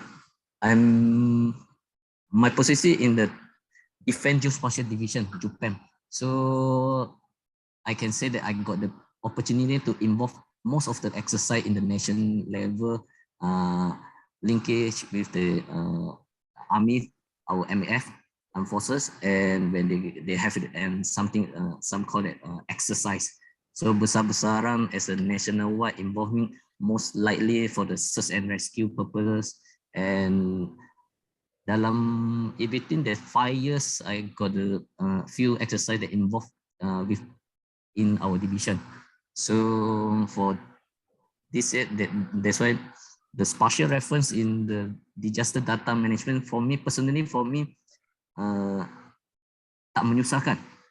Sebenarnya how we going to manage, because most likely our reference, our tema rujukan ataupun our needed data semua ada, but how macam mana kita dapat contribution daripada agensi, right? So at first, sebagaimana ni untuk presentation ni semata-mata ni kita untuk pembelajaran lah, dan selain ini adalah pandangan dan pendapat yang diingatkan untuk dan personal from me only lah. So tidak represent untuk JUPEM, walaupun saya wakil daripada JUPEM kan. So cuma saya boleh elaboratekan daripada experience yang saya gain during my service in the division. Okay, so kita back kepada common spatial reference. But actually spatial reference that we use it in our surveying dalam bidang profession jurukom. So sebenarnya spatial reference dengan biasa terma yang digunakan pakai GIS. So when we go for disaster data management, nak tak nak kita akan involving GIS. Dan nowadays saya rasa most of the profession ataupun most of the agency will cater that GIS sebenarnya semua boleh tahu, semua boleh buat, dan how we going to efficiently to manage it. Dan itulah kita as a surveyor background, we have to assume, we have to tegakkan apa yang benar dan apa yang sepatutnya kita berlaku lah.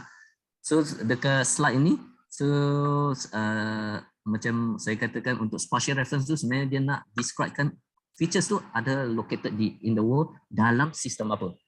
So benda ni memang related dengan coordinate system yang sebagai bidang kepakaran yang di bawah Jabatan Hukum lah.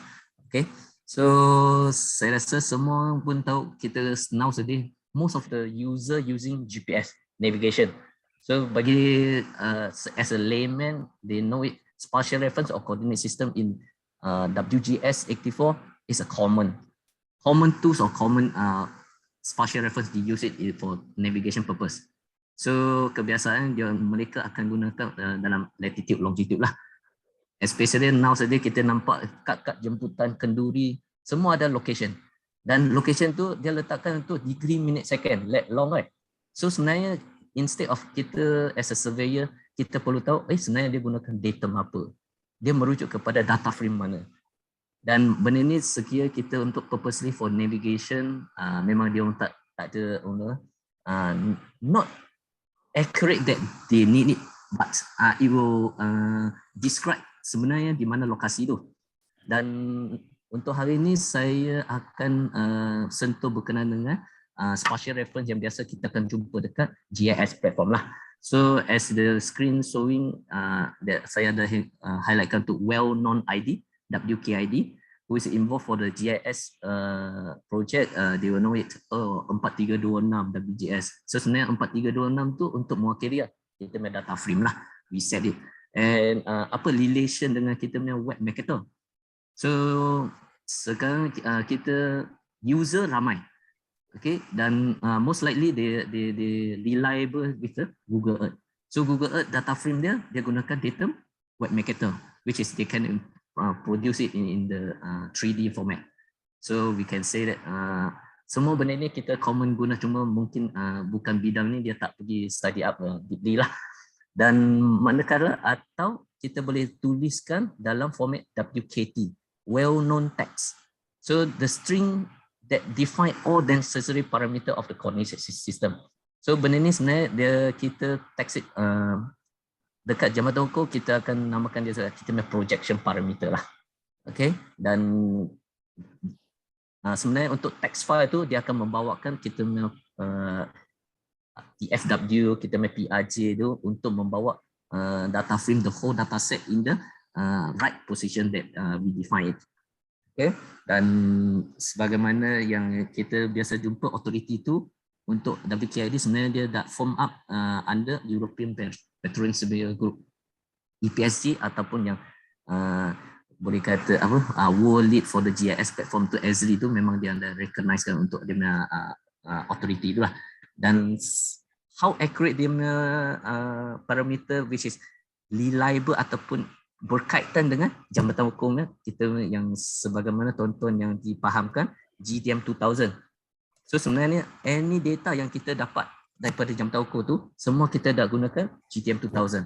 Dan kebelakangan ni sejak tahun lepas kita ada recognize another reproduce our GTM 2000 to move forward, get ready for the dynamic datum lah, which called GTM 2020 lah.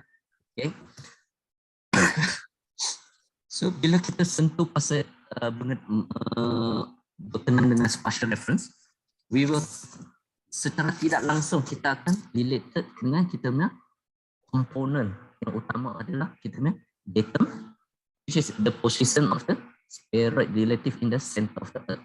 So datum mana kita gunakan? Dan dekat negara kita memang kita biasa dengar datum Pekau, datum Timbalai, datum GDM 2000. So adakah benda itu yang dimaksudkan? So dan benda ini akan kita nampakkan dalam pecahan dia ataupun kita boleh separatekan in GIS platform tu, which call it GCS, Geography Coordinate System, and the other one is Projected Coordinate System lah. So bila projected tu kita jadikan two dimensional Cartesian surface, dan manakala bagi GCS tu kita masih maintain lagi dekat lat long. So benda ni biasa akan berlaku kekeliruan ketika kita gunakan datum tertau. So which is our lat long MRT tu adakah sesuai guna ataupun kepada navigation ataupun value tu digunakan pakai dekat GPS. So benda ni sebenarnya when as a dealer ataupun supplier for the some equipment, benda ni adakah benda they practice the right parameter to hit our environment, our data, our own datum. So benda ni biasa akan berlakulah pencanggahan maklumat tu. Okay. Okay. So against untuk geographical coordinate, sebagaimana tuan-tuan nampak ni, bumi kita sebagai group lah. Dan geographical tu sebenarnya dia membawakan kita three dimensional geographical coordinate. Dan biasanya dia akan define in the latitude which is major toward north and south of the equator. Manakala bagi longitude major toward east and west prime meridian. So kita tahu untuk latitude in between kita punya range adalah 0 hingga 90.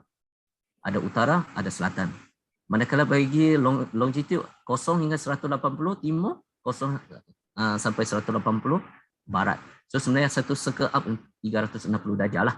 Dan benda ni pun saya rasa semua dah tahu di mana kita unique location kita dalam globe kita.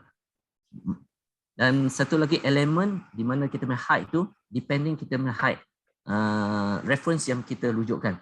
Sekiranya kita gunakan untuk GPS, kita punya reference height automatically kita akan pergi kepada ellipsoidal height. Manakala kita as a surveyor, kita punya height, kita most likely kita akan tekankan kita punya elevation adalah rujukan kepada kita MSL kita. So mean sea level arah laut rata tu. Okay. So this is the predefined GCS that tuan-tuan boleh jumpa dekat server ataupun yang existing GIS platform yang ada dekat pasaran. So dari segi coding 4326, 4742, 4245, 4298 ini sebenarnya yang biasa digunakan dekat negara kita ataupun kita most likely kita agency will produce ataupun sediakan data set tu dalam data berkenaan. Okay. Kalau bagi projected coordinate graph, so dia sebenarnya dia jadi satu coordinate yang tanah. So which is express it in term of easting and nodding. So kita ada elemen bagi nodding and easting. So sebagai contoh adalah kita punya topografi. So which is kita ada grid untuk kita punya grid reference bagi RSO. Dan satu lagi yang biasa digunakan pakai oleh kita orang awam tu iaitu peran akui. Siapa-siapa yang datang log tu dia akan nampak term macam ni.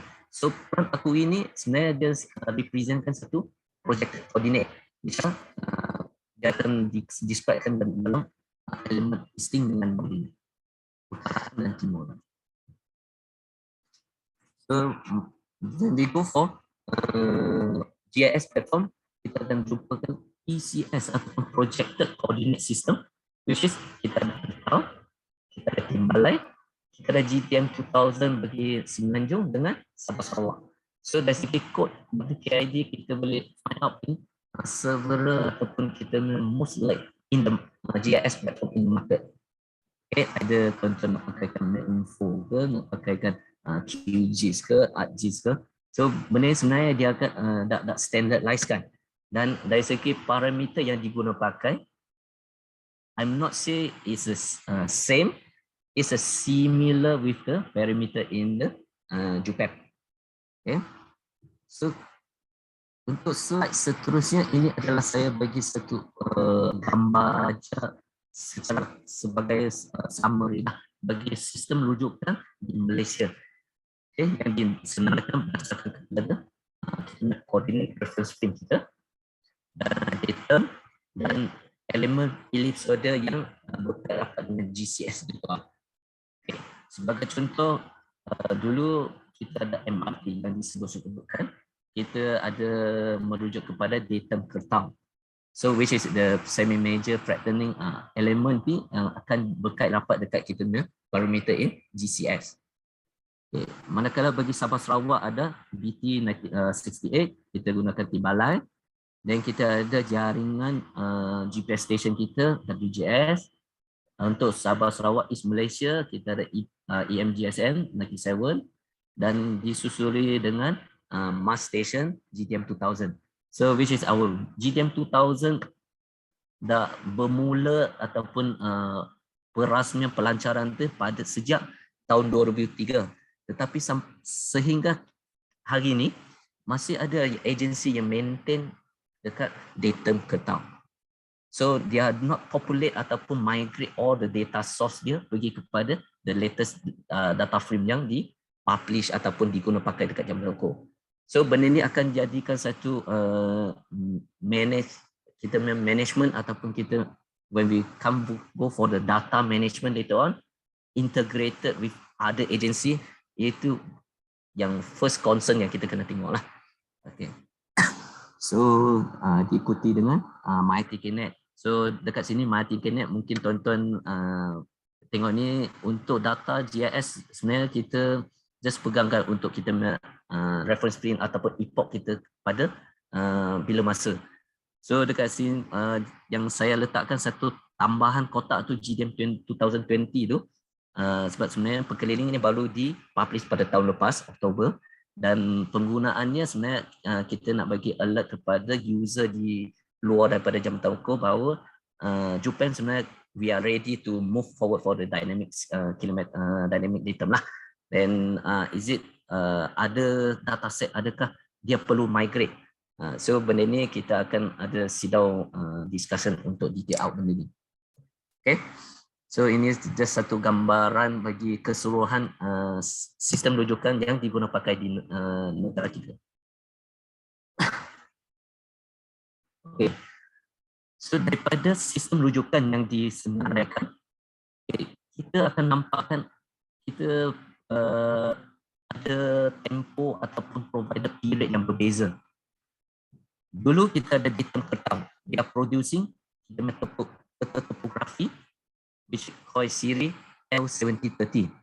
So dia merujuk kepada datum Dan lepas kita launching ataupun kita migrate, kita dah move forward, kita punya geocentric datum of Malaysia, we are producing our product to siri MY 502 untuk Semenanjung, 512 untuk Sabah Sarawak.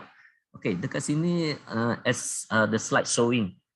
Okay, bila kita ada produk topografi yang berbeza siri, we cannot use it at the same time lah. So dekat sini tuan-tuan boleh nampak untuk contoh yang bagi Bukit Luhir, dari nilai grid reference yang ditunjukkan di atas datum kertau tu adalah 397645. Manakala bagi GTM 2000 bawah siri MY 502 adalah 397446. So dekat sini kita nampak dia punya differential how much different for the easting. It's almost 200 meters. So benda ini biasa ditimbulkan ketika kita ada transition period from datum kertau pergi ke datum GDM. Sampai hari ini penggunaan peta topografi kita, iaitu kita our main customer for the product peta topografi 50K adalah kita punya Army Fuller. So MAF dekat sini tentera darat sampai hari ini masih diorang ada confusing untuk penggunaan ini.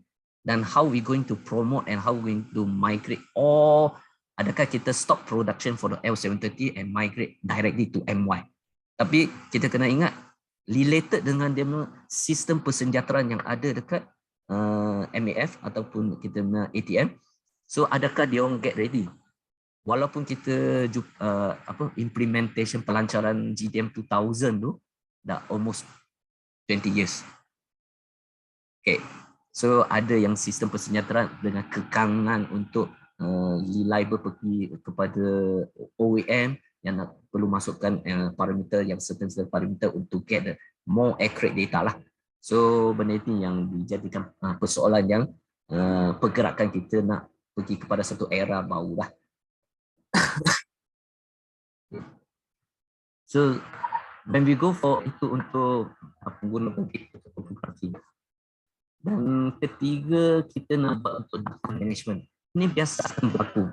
Memang kita tahu advice daripada agensi consultant ataupun kita agensi yang bukan bidang juruko.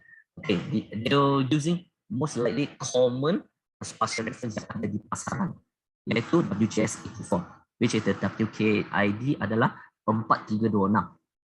So bila tuan-tuan boleh nampak dekat sini ada two line of boundary. Satu adalah berwarna hijau dengan warna purple. So most likely ini sebenarnya berlakunya kenapa, why this happen.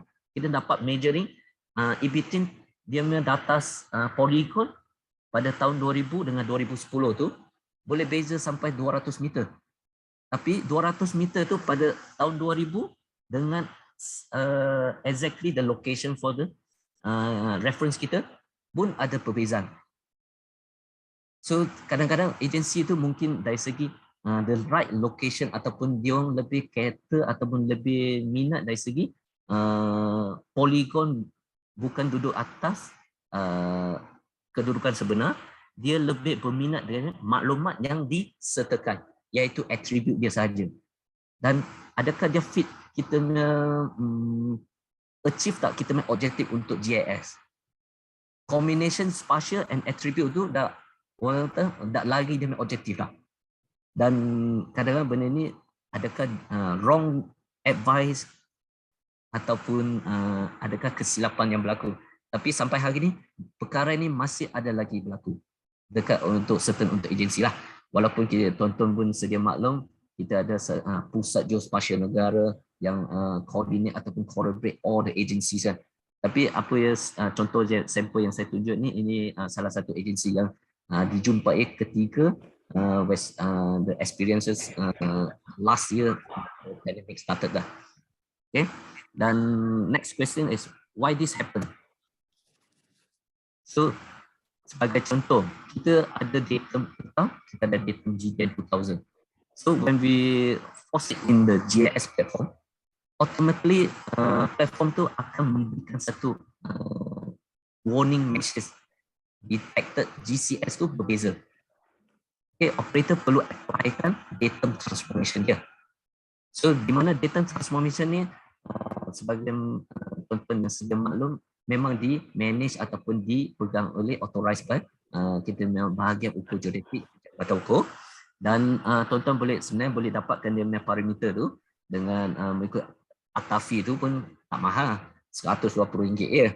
Tapi ada kadang-kadang dia orang just apply it ataupun reach out, kita key in kan kita punya 7 parameter tu, dan dia bagi dia misunderstanding untuk kita punya tema bagi on the fly. So bila kita apply kan data transformation, which is memang GIS platform dia ada capable untuk kita melakukan proses on the fly, but we just apply the on the fly concept with the 7 parameter to move it. Sebenarnya dua-dua line itu akan duduk dalam satu line yang sama, walaupun kita ada data frame ataupun spatial reference yang berbeza. Tetapi when we klik OK saja, tuan-tuan akan nampak dua line itu berbeza. So sebenarnya konsep on the fly itu adakah difahami oleh semua pengguna GIS platform? Dan orang dapat GIS ni most likely sebagai saya belajar sebelum ni, orang dah garbage in garbage out lah. Dia yang kelebihannya, if we apply the right parameter, we get the right answer and right spatial that we need. Tapi once kita terlepas pandang, benda ini akan yang berlaku yang kita untuk perkara ini berlaku. Okay. So daripada saya rasa dekat dasar ataupun polisi yang di present oleh Dr. Kamal tadi tu, is more likely kita punya documentation, how we going to collaborate, how we going to structure up kita punya proses. Tapi untuk as a surveyor, I think we have to sampaikan ataupun kita punya kelebihan berbanding dekat bukan bidang profession juga. Dan sebenarnya benda ni GIS memang semua kita tahu belajar melalui YouTube semua boleh. Tapi bila menghadapi masalah ini, adakah dia akan declare ataupun dia akan apply ataupun dia akan carikan penyelesaian dia. So ini yang biasa berlaku kita pengguna GIS. So when lack of the knowledge or the information in data transformation tu, so itu yang berlaku ni. Dan setiap application ataupun parameter melalui jangkauan tu sebenarnya ada kegunaan dia. Adakah tuan-tuan akan gunakan? Saya pernah dapat satu call from the consultant from GPS. So which is dia sebenarnya dia purchase untuk transform parameter. But how we going to apply it? Itu yang berlaku. Memang dia ada direct calling. Dan benda ni, dia dapat dua dataset tu tapi dia apply dia server parameter tak masuk. So bila dia apply tak masuk tu, adakah kita kena tengok desktop study dia, adakah dia guna yang proper parameter yang dipublish oleh Jabatan Ukur ke, ataupun dia salah define kita punya GCS ke. So benda itu kita perlu as a surveyor, saya rasa itulah kita punya kelebihan dekat berbanding dengan orang lain lah, bukan bidang profession. So transformation parameter sebenarnya tuan-tuan boleh dapat melalui bahagian ukur geodetik JUPAM. So ini yang kita nak lilitkan ataupun hubung kaitkan kita punya data yang disenaraikan slide sebelum tu. So itu first part tu saya sentuh berkenaan dengan spatial reference. Dan untuk yang seterusnya berkenaan dengan disaster. So bila kita dah ada data set ataupun kita ada different agency memberikan data geospatial yang berbeza, so we are going to manage in the disaster. Okay, bila kita disaster ni, kita tahu as we know, disaster can be divided into natural or man-made disaster. Dan disaster natural disaster ni caused by the natural process on earth such as earthquake, tsunami. So dekat negara kita memang kita ada experience itu sebenarnya untuk natural disaster lah. So such as landslide, flooding, dan apa lagi yang kita tsunami pada tahun 2004 kan. So well, man-made disaster is more to human activity lah. Dan human activity ni kebanyakannya kita akan terikat rapat dengan kita punya pembangunan.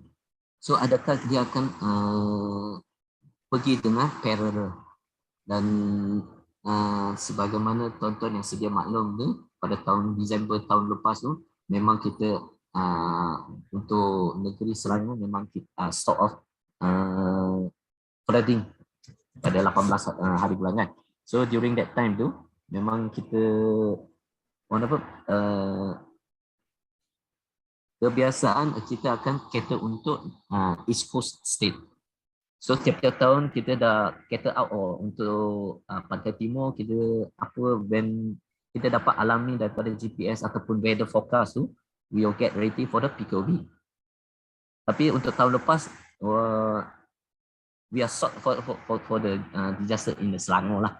Suddenly Selangor tak pernah banjir kilap macam ni, tiba-tiba kita menghadapi.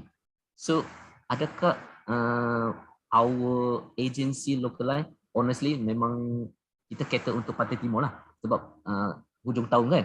Tapi sebaliknya berlaku dekat negeri yang jarang-jarang berlaku, dan banjir kilat yang sekali-sekala tu, yang itu biasalah disebabkan untuk pembangunan kan. Tapi nak tak nak benda ni, how we going to provide ataupun our data geospatial tu untuk cater benda ni kan.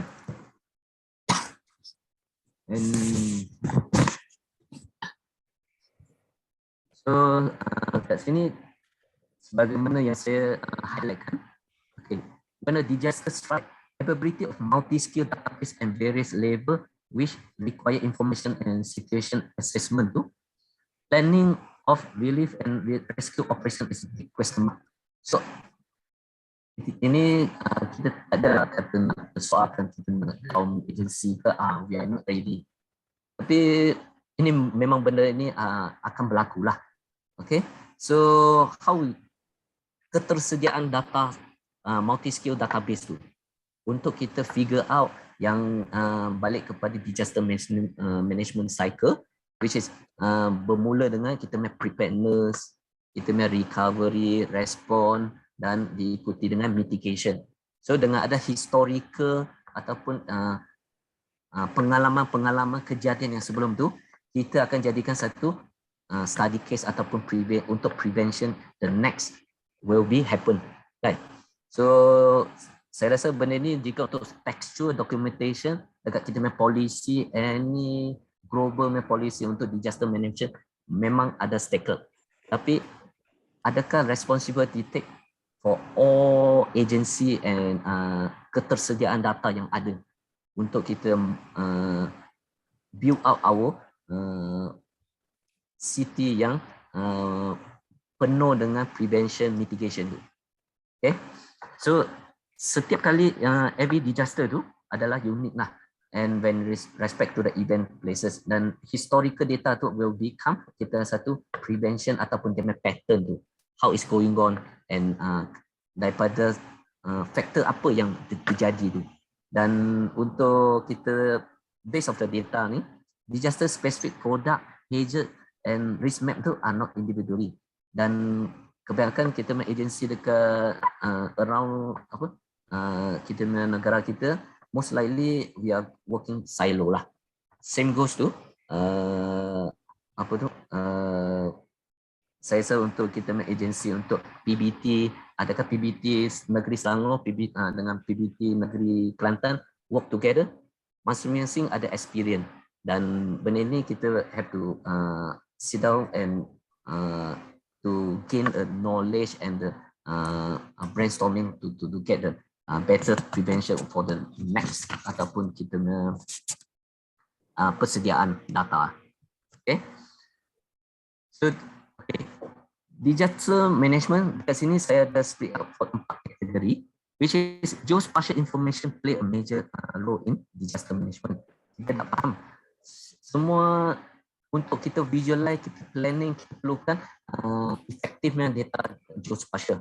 But how much geospatial that you have it, and how updated your data you have it. Disaster affected properties ni geographical, distribute and have a geographical address.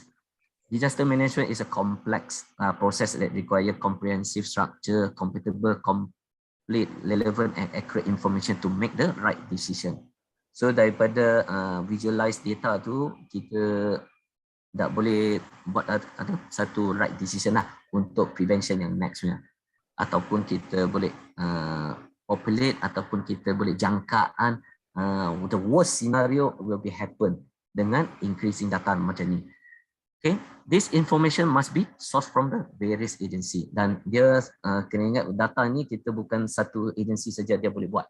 Dia perlu ada integration especially for the jambatan-jambatan teknikal, JPS, JKR, untuk jambatan kaji cuaca, map.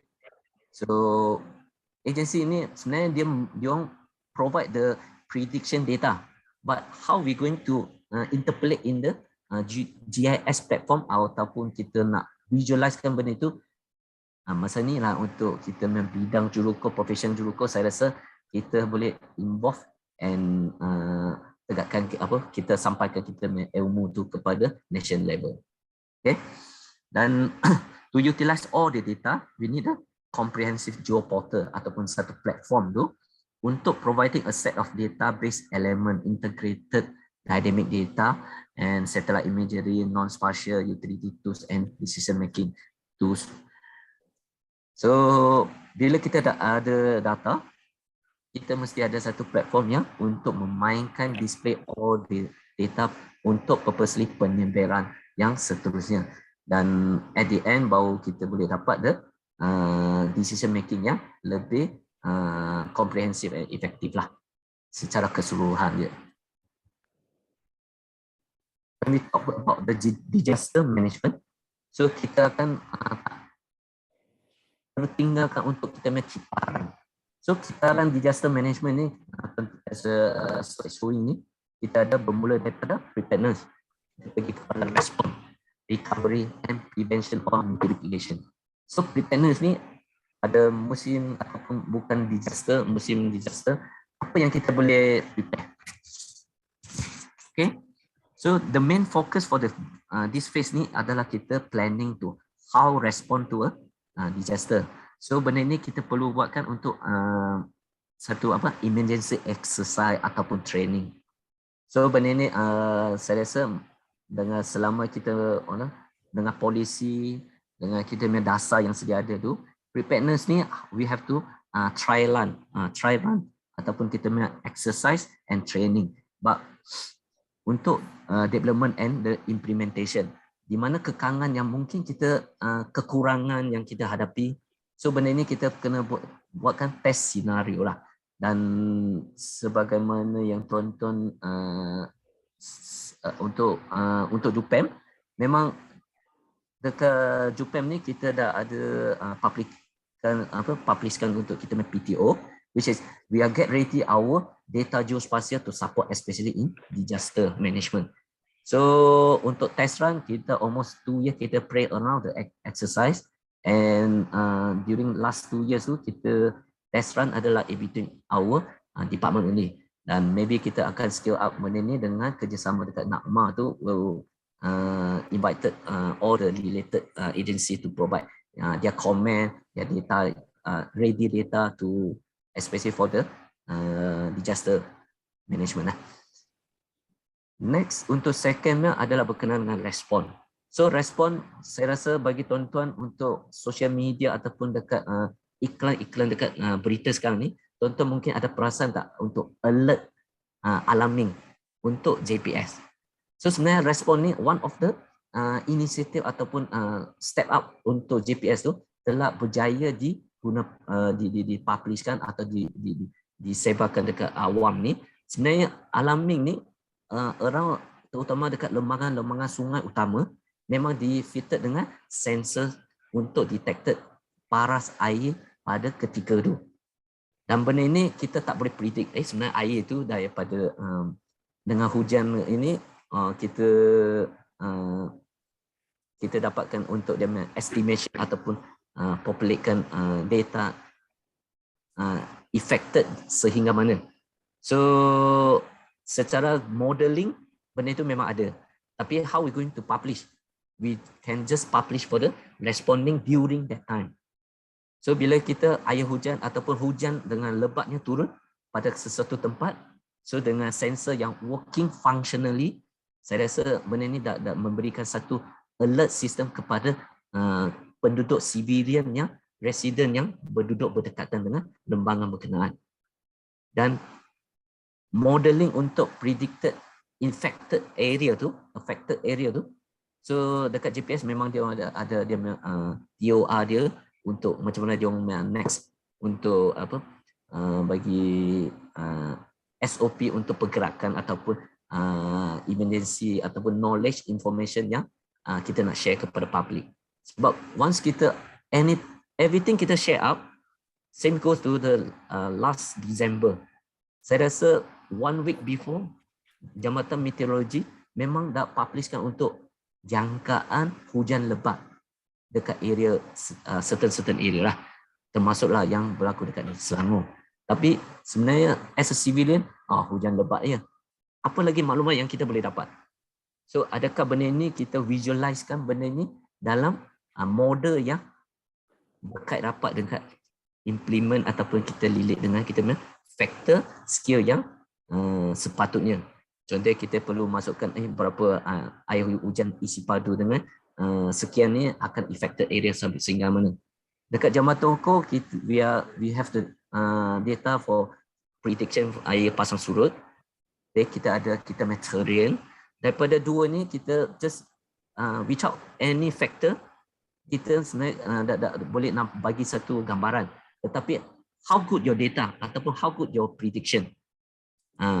Bila benda ni terjadi, mungkin berguna. Bila benda ni tak terjadi, akan backfire balik kepada jambatan lah. Kan? Sebab dia how accurate your data ataupun human informasi press conference yang dibuat. Okay?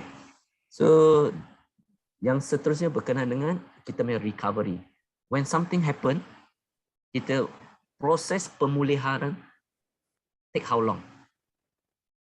Contoh Seri Muda, sehingga hari ini berapa biji rumah sudah selesai dibangun semula. Sebab kita tengok paras air dah sampai ke bumbung kan. How much we are going to recover it and how long it take? Same goes to the tsunami since 2004. Until today, kesan-kesan dekat area berkenaan masih ada lagi kan. So benda itu yang kita jadikan satu cycle yang we cannot stop the disaster, but we have to get ready lah. And apa yang kita boleh get ready tu, kita akan pergi kepada step yang seterusnya untuk prevention lah. So dengan ada historical data, dengan risk analysis ataupun public education yang sedia ada tu, kita boleh bagikan, okay, prevention, okay, dengan berdasar kepada data historical yang sebelum tu, okay, ini yang kita estimate mungkin akan terjadi. Dan ini yang the full cycle for the disaster management, we have every stages kita kena melalui. Dan kita semua adalah human being dan we are learn from the experience. Okay.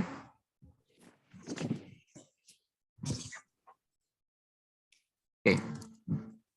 Berkenaan dengan kita punya disaster cycle, kita di disaster management kita akan sentuh berkenaan dengan kita punya data management. 4 peringkat yang saya asing bermula daripada kita punya various data. Kita akan kita up spatial reference dan kita buat integration atas satu platform apa kita nak buat sebaran. So bila satu agensi yang ditugaskan ataupun dimandatkan untuk melakukan satu disaster data management tu, untuk workflow ni keempat-empat ni memang dia akan melalui. Dan untuk hari ini saya cuba nak sampaikan bahawa spatial reference sebenarnya is one of the element yang utama dalam kita integration data geospatial. Okay, untuk dan untuk GIS platform saya rasa itu just satu media yang macam mana kita nak sharing kan kita punya data. Okay. So next saya akan sentuhkan untuk JUPEM. Okay. Secara overall dia kita common spatial reference in disaster data management. So kita dah faham untuk spatial reference dengan cycle untuk disaster management. Okay, bagaimana JUPEM memainkan peranan dekat disaster data management ni? Pada tahun 2020 September 22nd tu sebenarnya untuk JUPEM ourselves memang kita dah publishkan untuk 10 PTO bencana yang disenaraikan, contohnya yang merangkumi untuk banjir, kita punya water pollution, air pollution, tsunami, kita punya earthquake, land grabbing, landslide, utility, impending and dengan forest fire disaster. So antara 10 PTO ni we are trying to produce ataupun peranan JUPEM dalam disaster data management, especially in providing the geospatial data. Sebab most likely all the agency ataupun PKOB ataupun kita punya disaster management level will be merujuk kepada geospatial data yang ada.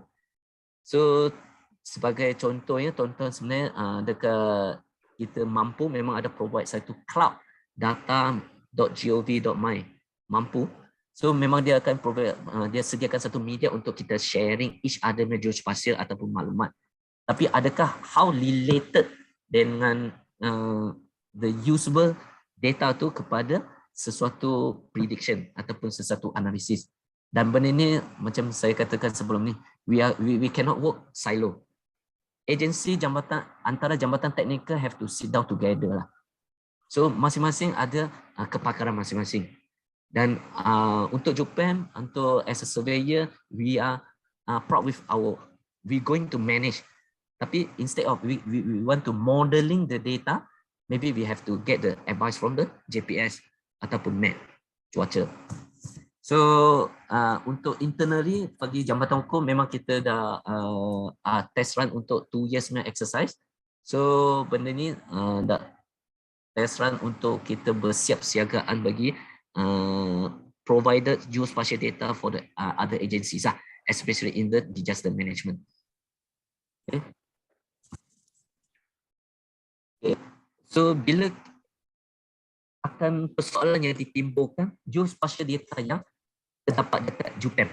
So sebenarnya JUPEM juga merupakan salah satu agensi tunjang ataupun memang ahli tetap di bawah fundamental layer di bawah program MyGDI, Malaysia Geospatial Data Infrastructure. So dekat sini tuan-tuan boleh nampak terdapat 12 kategori yang kita boleh separate kan.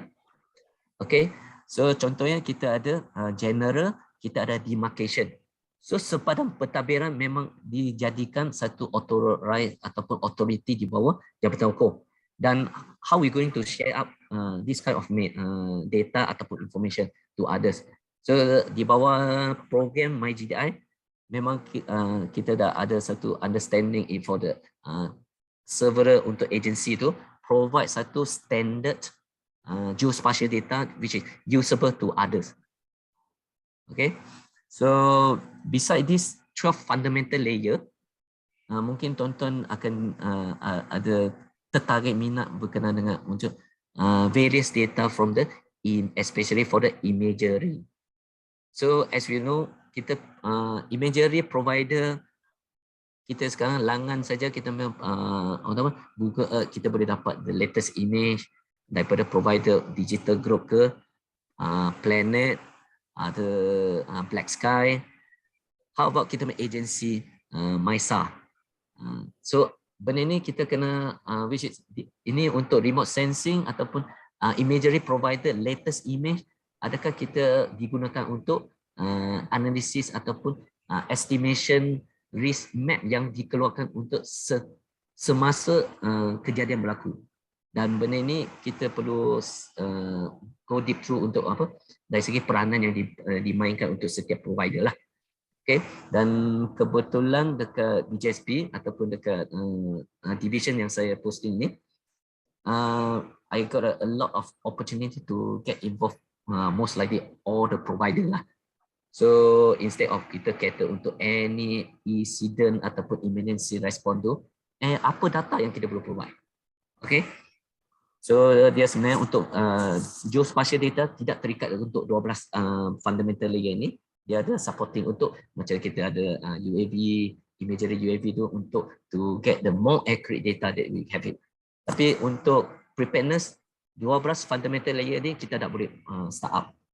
Dan who going to coordinate? Untuk next question lah. Okay. So daripada data yang kita provide tu, ataupun fundamental yang tuan-tuan dapat, tuan-tuan sedia maklum pasaran kita ada banyak provider, almost 30 geospatial platform yang kita boleh gunakan. So sebagai contoh saya gunakan Esri ke, Info ke, QGIS ke. So Hexagon ada dia punya capability functionality yang kelebihan dia. Okay, untuk Esri mungkin untuk kata the standard SOA ataupun OGC format. Okay, so setiap satu platform memang ada kelebihan dengan dia punya functionality, dan dia sebenarnya penggunaan GIS platform ketetapan tu depending untuk user punya familiarization lah. Saya sudah biasa dididik dengan gunakan untuk Esri, saya gunakan Esri. Saya biasa gunakan dekat GeoServer, saya boleh gunakan GeoServer. How we going to integrate kan? That's why untuk kita geospatial tu dia ada keluarkan untuk kita services oriented architecture SOA mendapati dengan Open OGC, Open Geospatial Consortium format. So daripada data structure format itu kita boleh integrate each other lah. Okay.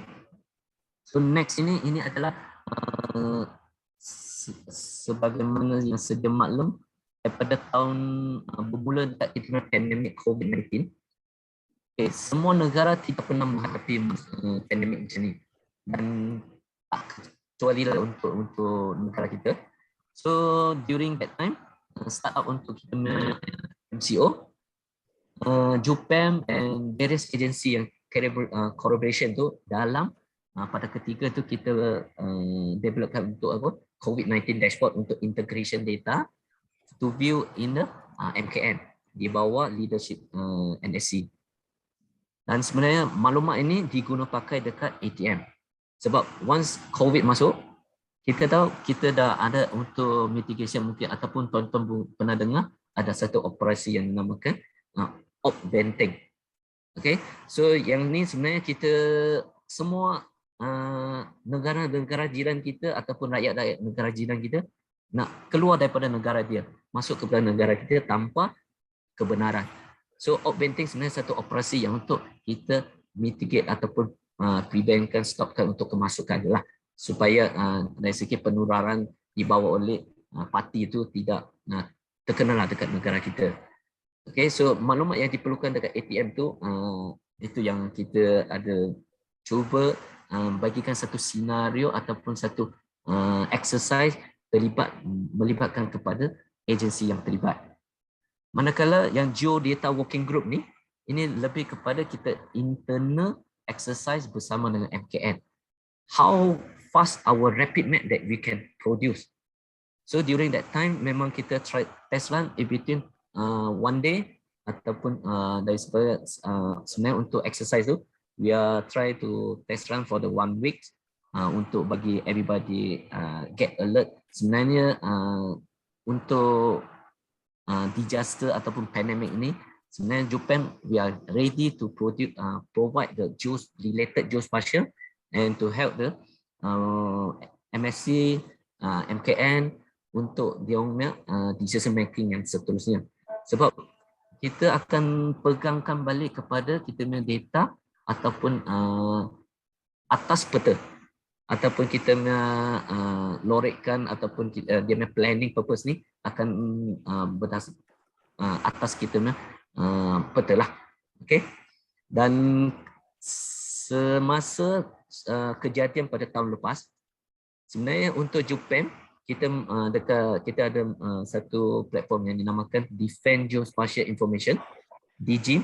So sebenarnya dekat DGIM tu, platform tu kita get ready untuk ATM usage, dan kita try to elaborate ataupun kita panjangkan kepada NACMA bahawa maklumat yang diintegrate dekat application yang dinamakan info bencana tu meliputi Jepang crowdsource. Sebenarnya kita providekan what kind of contribution can be done or can contribute by the Japan.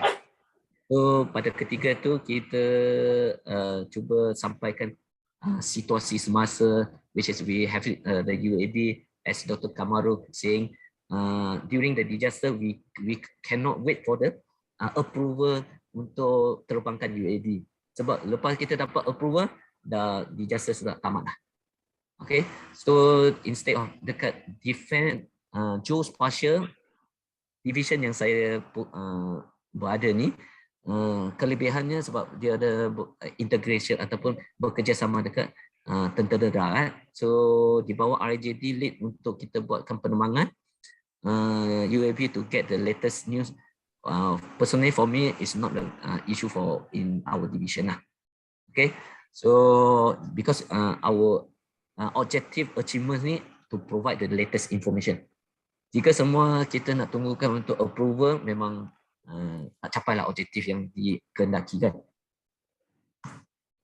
So untuk yang ketiga tu, involvement almost 20 agency yang kita libatkan bersama ketika untuk COVID-19. So sebenarnya kita dapatkan various data, different format data. Ada yang pakai Shapefile, ada yang pakai GeoServer, ada yang pakai GDB, ada pakai QGIS format.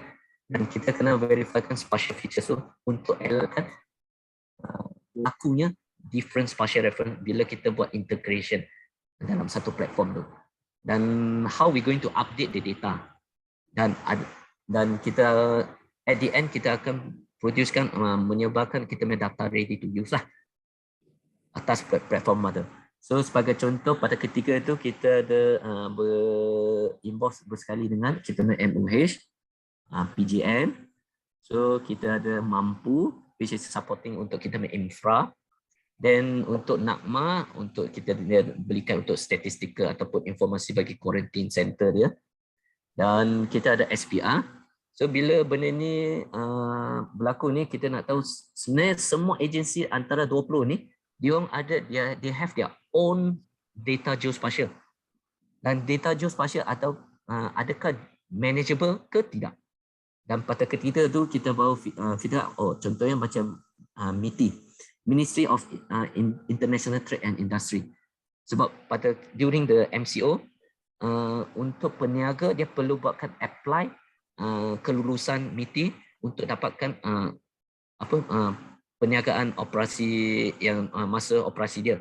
Dan maklumat yang diperlukan hanya dia memberikan dia punya nombor rujukan SSN, siapa ownership dia, lokasi berada di mana, dan maklumat ini adakah dia provide in geospatial platform. Pada ketiga tu memang tidak.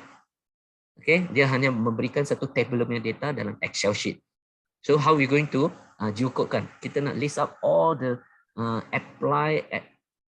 company ataupun related company yang berhasrat untuk berniaga during the MCO, suitable atau tidak. So categorize dia orang sudah list out.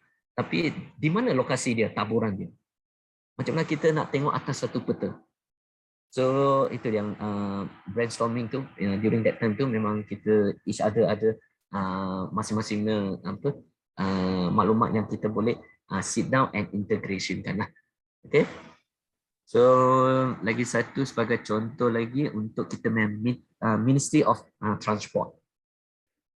So public transport, MRT road, untuk kita jaringan jalan yang sedia ada, memang dekat Japan kita ada. Tapi adakah MOT akan allowkan MRT bergerak? Sekiranya dengan andaian yang dibuat bahawa MRT ditutup, apa alternatif public transport yang kita perlu sediakan?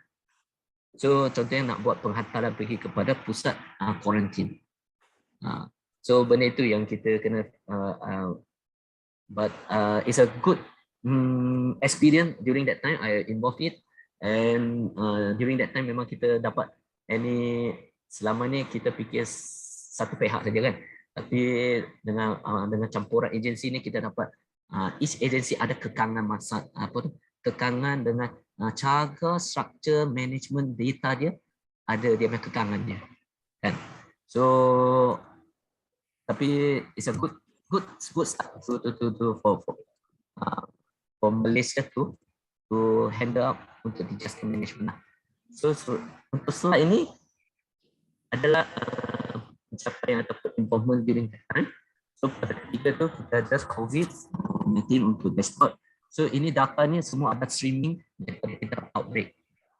So data ni bukan kita punch in, dan automatically kita pada awalan memang kita cuba dapatkan data directly daripada MF. Memang tak dapat lah sebab bagi dia orang mungkin confidential kan. Tapi at the end benda ni dah keluarkan outbreak tu. So dia orang contribute data pergi ke outbreak. So pada masa yang sama kita melalui platform DGIM tu kita dapat juga ada satu salinan informasi yang latest lah. So then untuk yang seterusnya berkenaan dengan JCOP tu. So bagi tuan-tuan saya rasa ada satu masa kita implement untuk locality.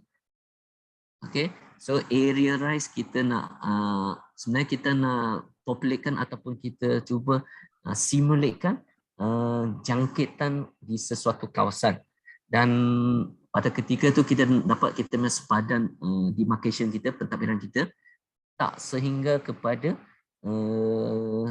locality yang lebih efektif lah untuk test run. So kita ada dekat Jambatan Ukur kita ada negeri, daerah, mungkin section. Tapi berbeza dekat PBT yang ada, dia orang ada berdasar kepada locality yang mengikut taman, kampung. Mungkin satu lagi adalah tambahan untuk postcode. Kan? So in fact benda ni mungkin akan membantu, tapi pada ketika itu kita figure out benda ni dan kita cuba try to clean up all the data. Okay, untuk agensi ni dia perlu providekan data macam ni untuk kita dapatkan lebih efektif ataupun kita lebih nampak dia punya data ataupun analisis yang lebih cantik lah, lebih kemas lah. Manakala untuk geodata working group ni, involvement ni kita cuba lepas JCOP kita dah cuba nak buatkan ketersediaan data yang sedia ada. Okey, dan data yang utama yang diguna pakai adalah kita punya 12 fundamental layer yang di bawah program MyGDI. Dan all the data able and showing running analysis untuk filter out, untuk clipping, nak cari mana klinik yang terdekat. Benda ni dah berjaya ditunjukkan dekat platform DGIM lah. Okey, dekat Jupem.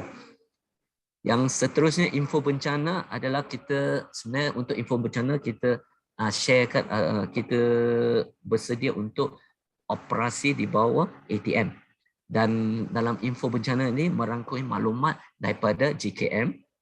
So all JKR, JPS, all the data streaming adalah throughout API main concept dan able to publish it di mana kita punya commander ataupun dia punya bilik operasi dia tak perlu buka banyak portal agensi, dedicated agensi yang berkenaan lah. Okay, dan sebenarnya kita dah fit kita punya requirement ataupun kita achieve kita punya objektif dia, common operating picture in one view, one platform. Okay, so bagi saya untuk hari ini I want to conclude disaster management has become important multidiscipline in reduce the disaster risk to directly benefit to society needs. Memang kita tapi how good the data? Bila kita kena pegangkan spatial reference for disaster management integrate with the spatial input, to make the database more comprehensive and for improving decision making. So daripada tajuk yang diberikan untuk saya ataupun yang saya sharekan, common spatial reference in disaster data management ni, personally for me, any data semua kita boleh guna, but we have to understand which spatial reference that we use it and the relation between each other. Dan to achieve all untuk kita during the strike, disaster strike up, sebenarnya kita nak achievekan gambar raja yang bawah ni. Kita provide satu common operating picture and each other ada interoperability, and we have to achieve the data sharing lah, collaboration. Daripada 12 fundamental layer yang disebutkan tadi tu, memang as personally sebab I get involved and the experience untuk data management tu is work and is successful. Cuma kadang-kadang benda ni if kita tak pergi learning dengan deep, kita ada ini kekurangan tetap sebenarnya benda itu dia tak perlu pun. Okay, dan to achieve the shared situation awareness, which is integration live data and information dalam satu platform tu. And next, we are dengan ada data yang sedia ada tu, automatically kita akan buat figure out kita punya spatial temporal lah. Okay, GIS analysis atau kita akan relate dengan kita punya big data dengan ada historical data yang tersedia dekat database kita lah. Okay, so untuk saya rasa saya sharing session saya rasa itu saja, dan sebenarnya benda ini untuk dasar ataupun documentation saya rasa Dr. Tamaru tak cover. When go for peranan dekat jam toko, saya rasa kita most importantly kita untuk how we going to manage dan siapa yang akan coordinate. Okay, dan memang kita tahu disaster untuk musim disaster ni semua agensi akan involved in disaster management data. But most likely benda ni dia akan appoint out consultant. Bila consultant, itulah masa kita punya profession jurukor untuk berdepan dengan kita punya agensi itu untuk give the right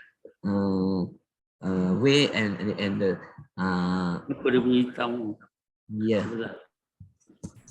Okay. Sorry. So it's kita akan bagikan satu kita punya expertise in especially untuk data management lah. Bukan simply kita applykan 4326 manakala kita spasial adalah di luar kotak. Okay. So itulah saya rasa untuk bidang profession jurukor, we have to fight for our right. Memang GIS ni nowadays memang dieksplorasi dekat ramai yang bukan bidang geometrik. Okay. Dan dia kata, saya IT guys, saya tahu sistem, saya boleh buatkan. But when the issue coming out, the SOA coming out, dua polygon berada di dua lokasi yang berbeza. So macam mana kita nak cater benda itu? So ketersediaan tu data JUPEM ni memang internally for us, kita pegang kita punya accuracy dengan kita punya right lah.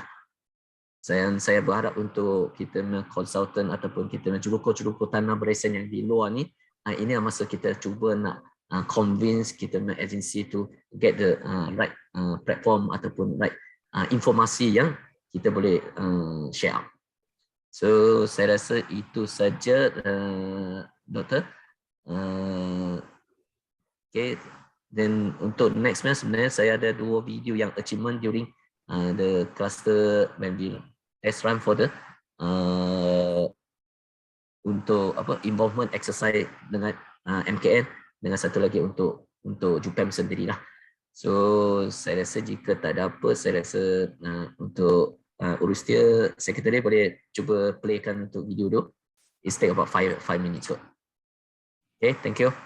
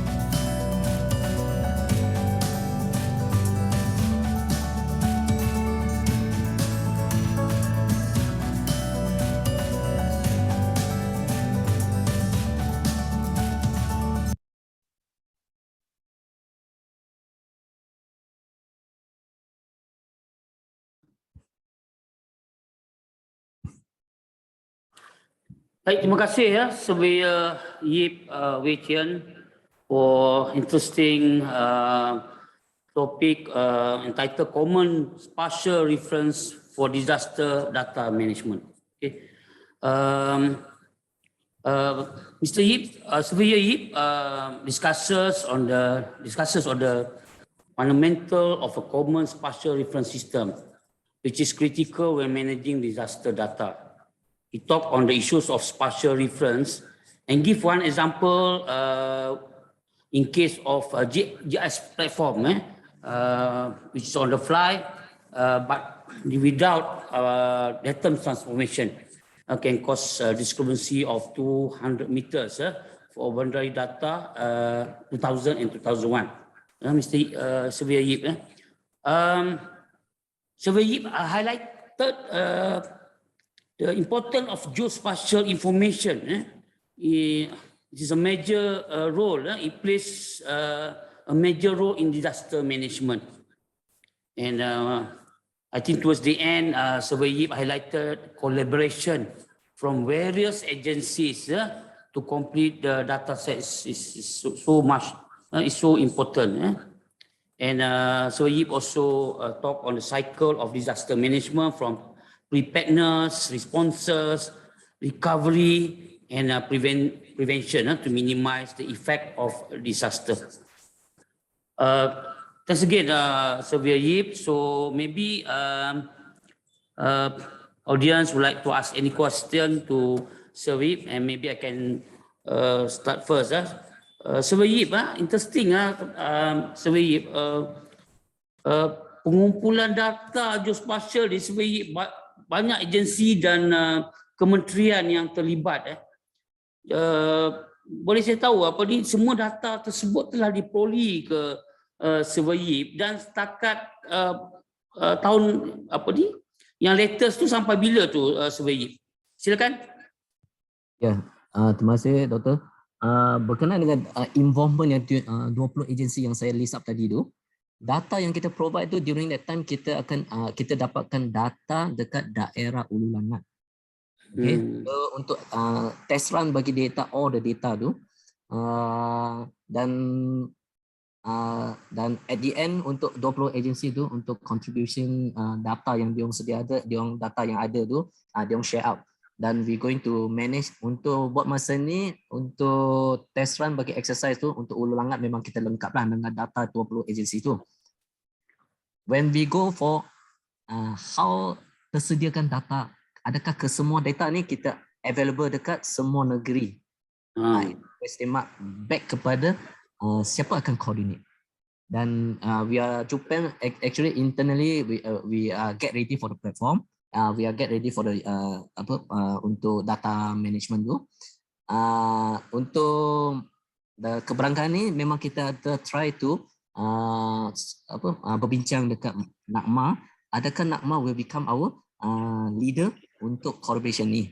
Sebab Japan instead of agensi antara agensi teknikal tu, jika Japan nak lead, tetapi apa punca kuasa kita nak bagi agency, other agency untuk provide share for the data selain daripada 12 fundamental yang sedia ada.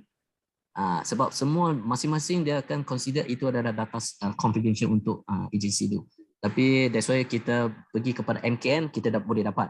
Pergi kepada NACMA should be we can get it, and we try to help NACMA to drive it, dan hopefully benda ini boleh akan tercapai lah objektif ataupun hasrat ini pada satu hari nantilah.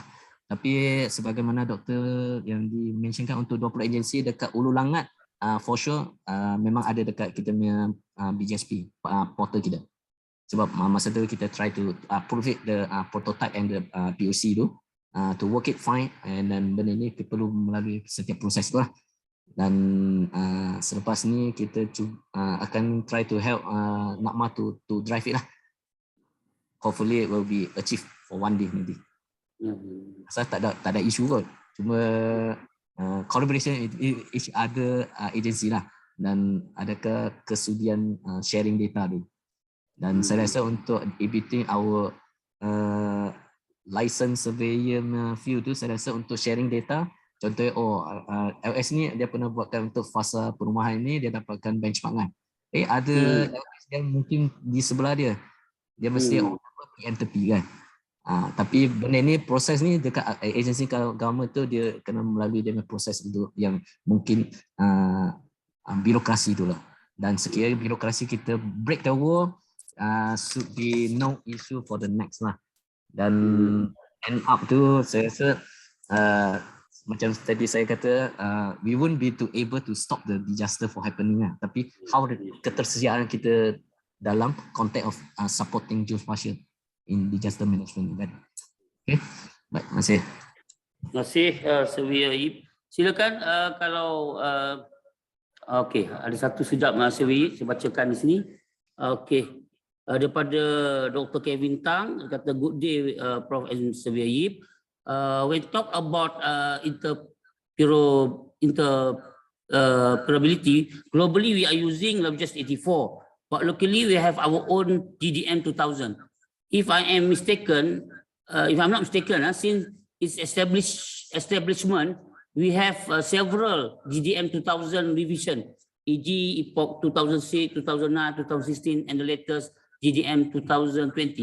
Isn't it necessary to use a specific conversation tool for each epoch or vice versa? And where can we get the correct converters to transform our series of GNSS observation data into their respective Cassini-Solner projected coordinates in Northeast? Silakan Surveyor Yip. Ya, terima kasih Dr. Kevin. So saya rasa memang untuk tuan-tuan puan-puan pun alert untuk Jabatan Ukur yang saya sebutkan tadi, kita dah launchkan One Perkeliling 3/2021 Perkeliling KPUP, which is describe our process transformation, projection and conversion dekat sistem rujukan di negara kita. So dekat Perkeliling tu memang ada highlighted untuk kita dah providing ataupun ready untuk GDM 2020, and dimentionkan untuk epoch pergi kepada 2006, 2009, 2016. Sebenarnya benda ni dekat instead of kita memang data management tu, okay, back kepada slide tadi saya tu. So kita akan pegangkan dua, iaitu saya share balik untuk okay. Kita akan pergi kepada two type of coordinate yang kita gunakan. GCS dengan PCS.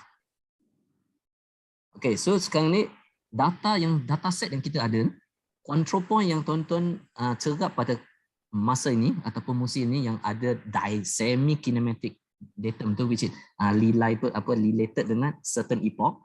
So adakah kita populatekan the whole dataset pergi kepada epoch berkenaan? We must log at one epoch dulu. So adakah tuan-tuan gunakan GDM 2000 or GDM 2020? Bila data new data input, how much the different that we have to apply the offset?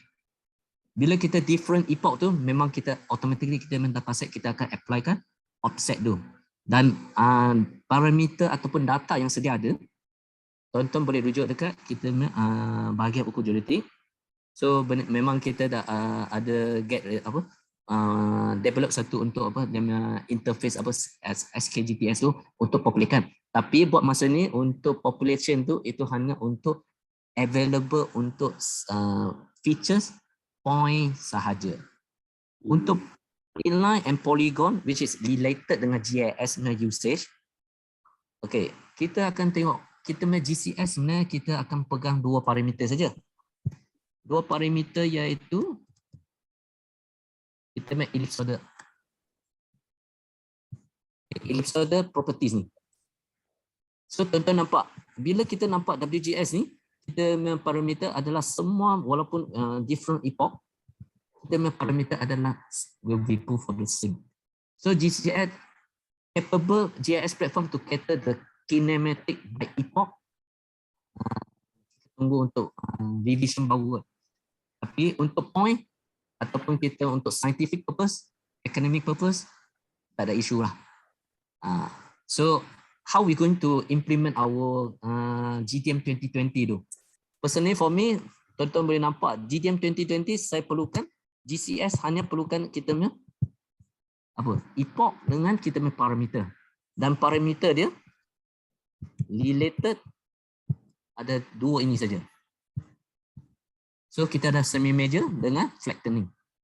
So ada dua ni kita tak boleh define ataupun kita punya authority tapi KIT kita boleh create kan as custom.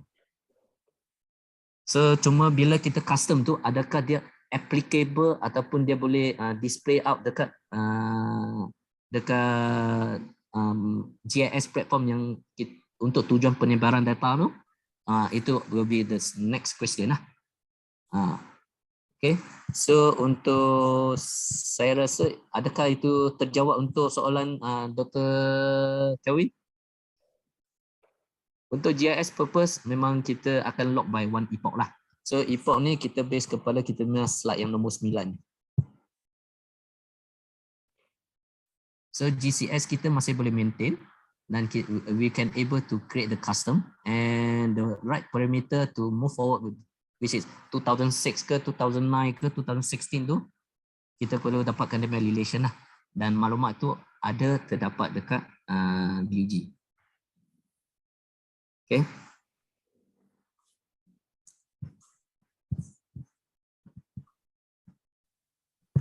Silakan. Terima kasih Dr. Kevin and also Sylvia Yip. Silakan sekiranya ada soalan kepada partisipan lagi.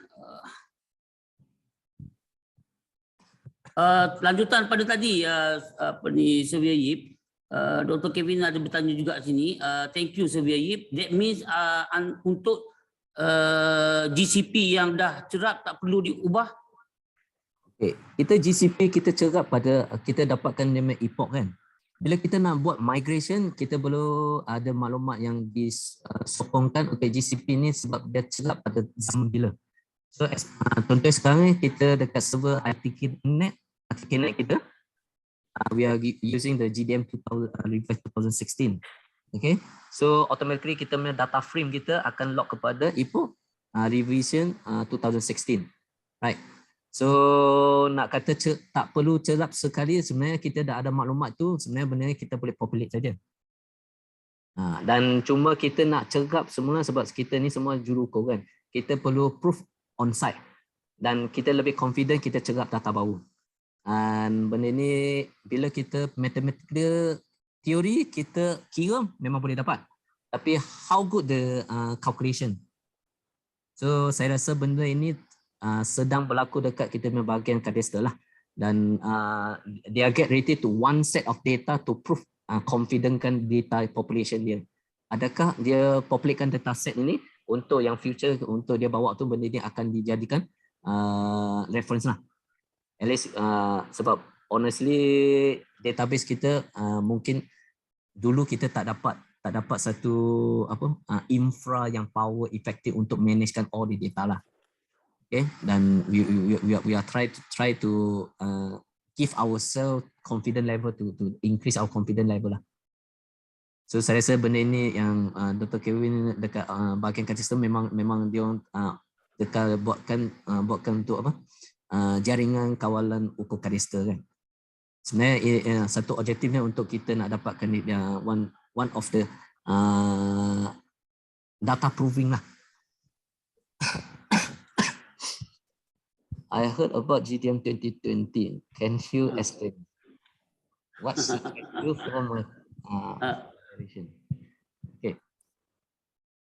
Untuk GTM 2020, saya rasa untuk tuan-tuan dan puan-puan yang survey-survey pakar-pakar dekat luar ni, once perkeliling dipublish untuk 21st Oktober tahun 2021, memang ramai yang Jupem sudah bergerak pergi ke GDM 2020. Sebab publication tu memang kita nak bagi alert kepada contohnya macam same go to the bila kita buat pengalihan daripada datum ketau pergi ke GDM 2000. How long we take it? We publish our GDM 2000 tu is not mistaken is 2009. Okay, but our implementation kita guna lepas 3 tahun kan. kita kena bagi orang biasakan dulu tu environment. Apa sebenarnya yang menyebabkan kita kena move forward. Okay, itu mungkin tuan-tuan boleh tengok, boleh rujuk balik kepada perkeling 2021. Okay, so dia akan menceritakan untuk kita setiap era pergerakan sistem koordinat kita ataupun sistem rujukan di negara kita.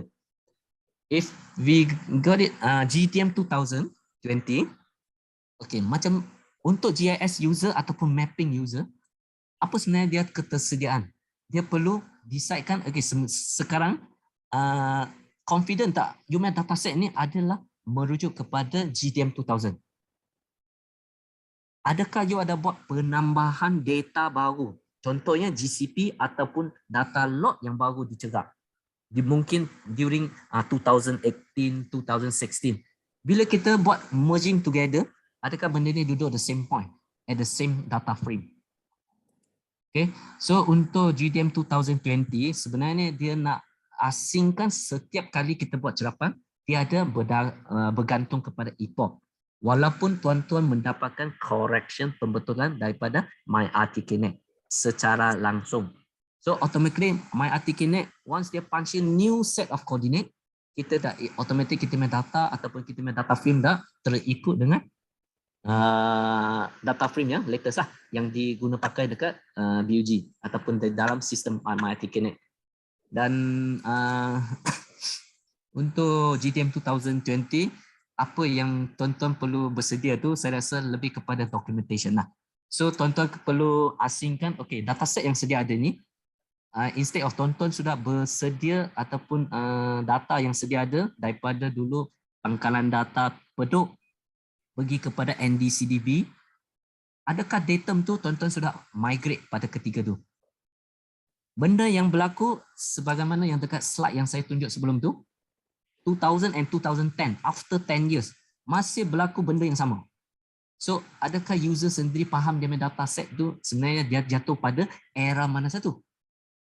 So, bila kita nak bergerak pergi ke 2020, kita punya documentation maklumat tu, persoalan yang biasa akan timbul, akan dipertanyakan. Sebenarnya you punya data set ni, cut off date ataupun you punya cerapan adalah jatuh pada epoch bila? During which time?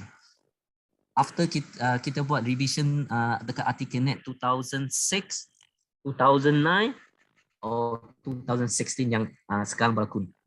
So saya rasa benda itu yang tuan-tuan boleh jangan bagi saya benda ni just simple punya architecture, jangan complicated kan. Cuma tuan-tuan nak tahu tuan-tuan berada cerapan ni pada zaman bila saja.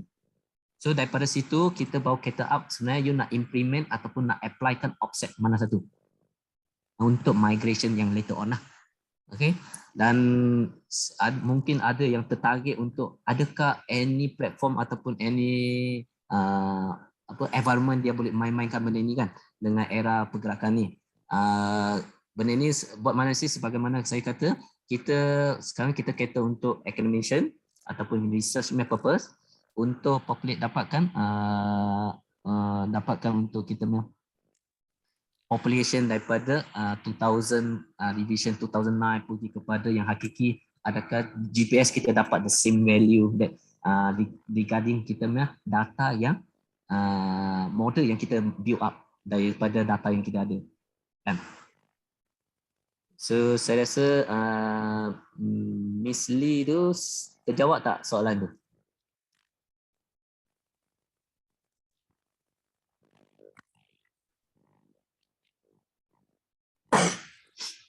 Untuk pemandangan yang di peta topografi sahaja boleh ke atau kena gunakan latitude longitude yang terdapat pada peta topografi?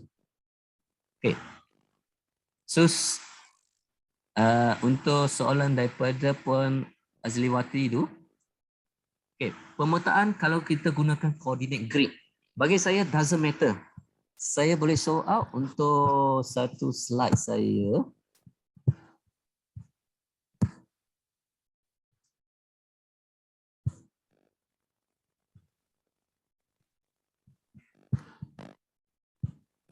Tuan-tuan nampak kat sini saya ada dataset yang remain. Ini untuk WGS, ini untuk kita Mercator, saya remain balik kepada datum petang. Ini adalah GDM. Bila saya buat overlapping dekat satu platform tu, dia akan nampak dua-dua akan bertindih antara satu sama lain. So if your data set ataupun you punya data tu data apa-apa partial reference bagi saya doesn't matter.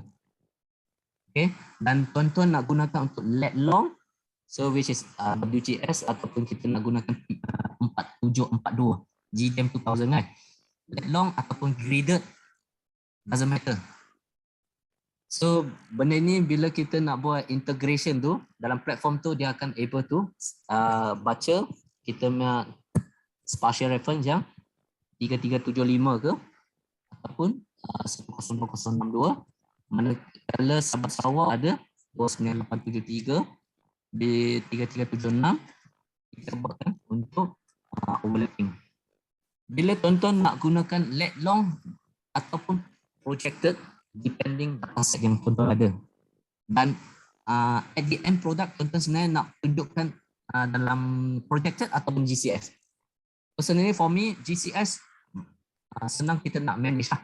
Tapi ada sometimes kita punya data adalah projected. So tuan-tuan dapatkan pembelian perolehan data daripada GDAS kita, itu semua adalah MRSO. So daripada projected tu kita nak transform balik kepada GCS, tak ada masalah kan, sebab kita berada dalam satu datum yang sama. Kita tak perlu apply pun. Dia just differentialkan paparan features tu atas geographical environment ataupun projected. Itu saja. Okay. So adakah kena gunakan latitude longitude? Bagi saya doesn't matter. Okay. So tuan-tuan perlu tengok balik apa yang sebenarnya tuan-tuan punya source yang ada. Sekiranya tuan-tuan tak tak yakin dengan data spatial reference ataupun relation between spatial reference tu, data frame tu, tuan-tuan don't simply untuk apply ke any parameter pun. Sebab nanti tuan-tuan apply tu ingat betul tapi tepat, sebenarnya benda tu tak salah. Kita pegang apa yang source yang ada dulu.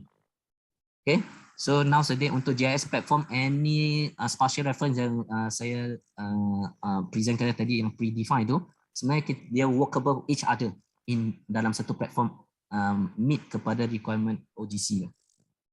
Okay, baik, masih.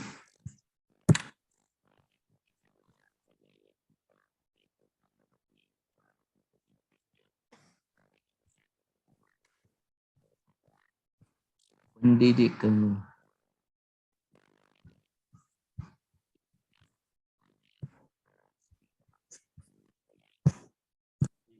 So I think we will stop here. So on behalf of Chairman of Geometric and Land Surveying Division, Datuk Surveyor Johari Wahab, and all GLS committee members, thank you so much to our two speakers for Hub 3 today, Surveyor Dr. Kamarul Azhari bin Raza and Surveyor Yip Wee Chien. Thank you to both of them. Thank you very much. And my thanks also, or our thanks also to everyone who have made this event possible. Thank you to everyone. With that, saya sudahi dengan Assalamualaikum warahmatullahi wabarakatuh and selamat sejahtera. Yeah, thank you. Thank you, Mr. Thank you.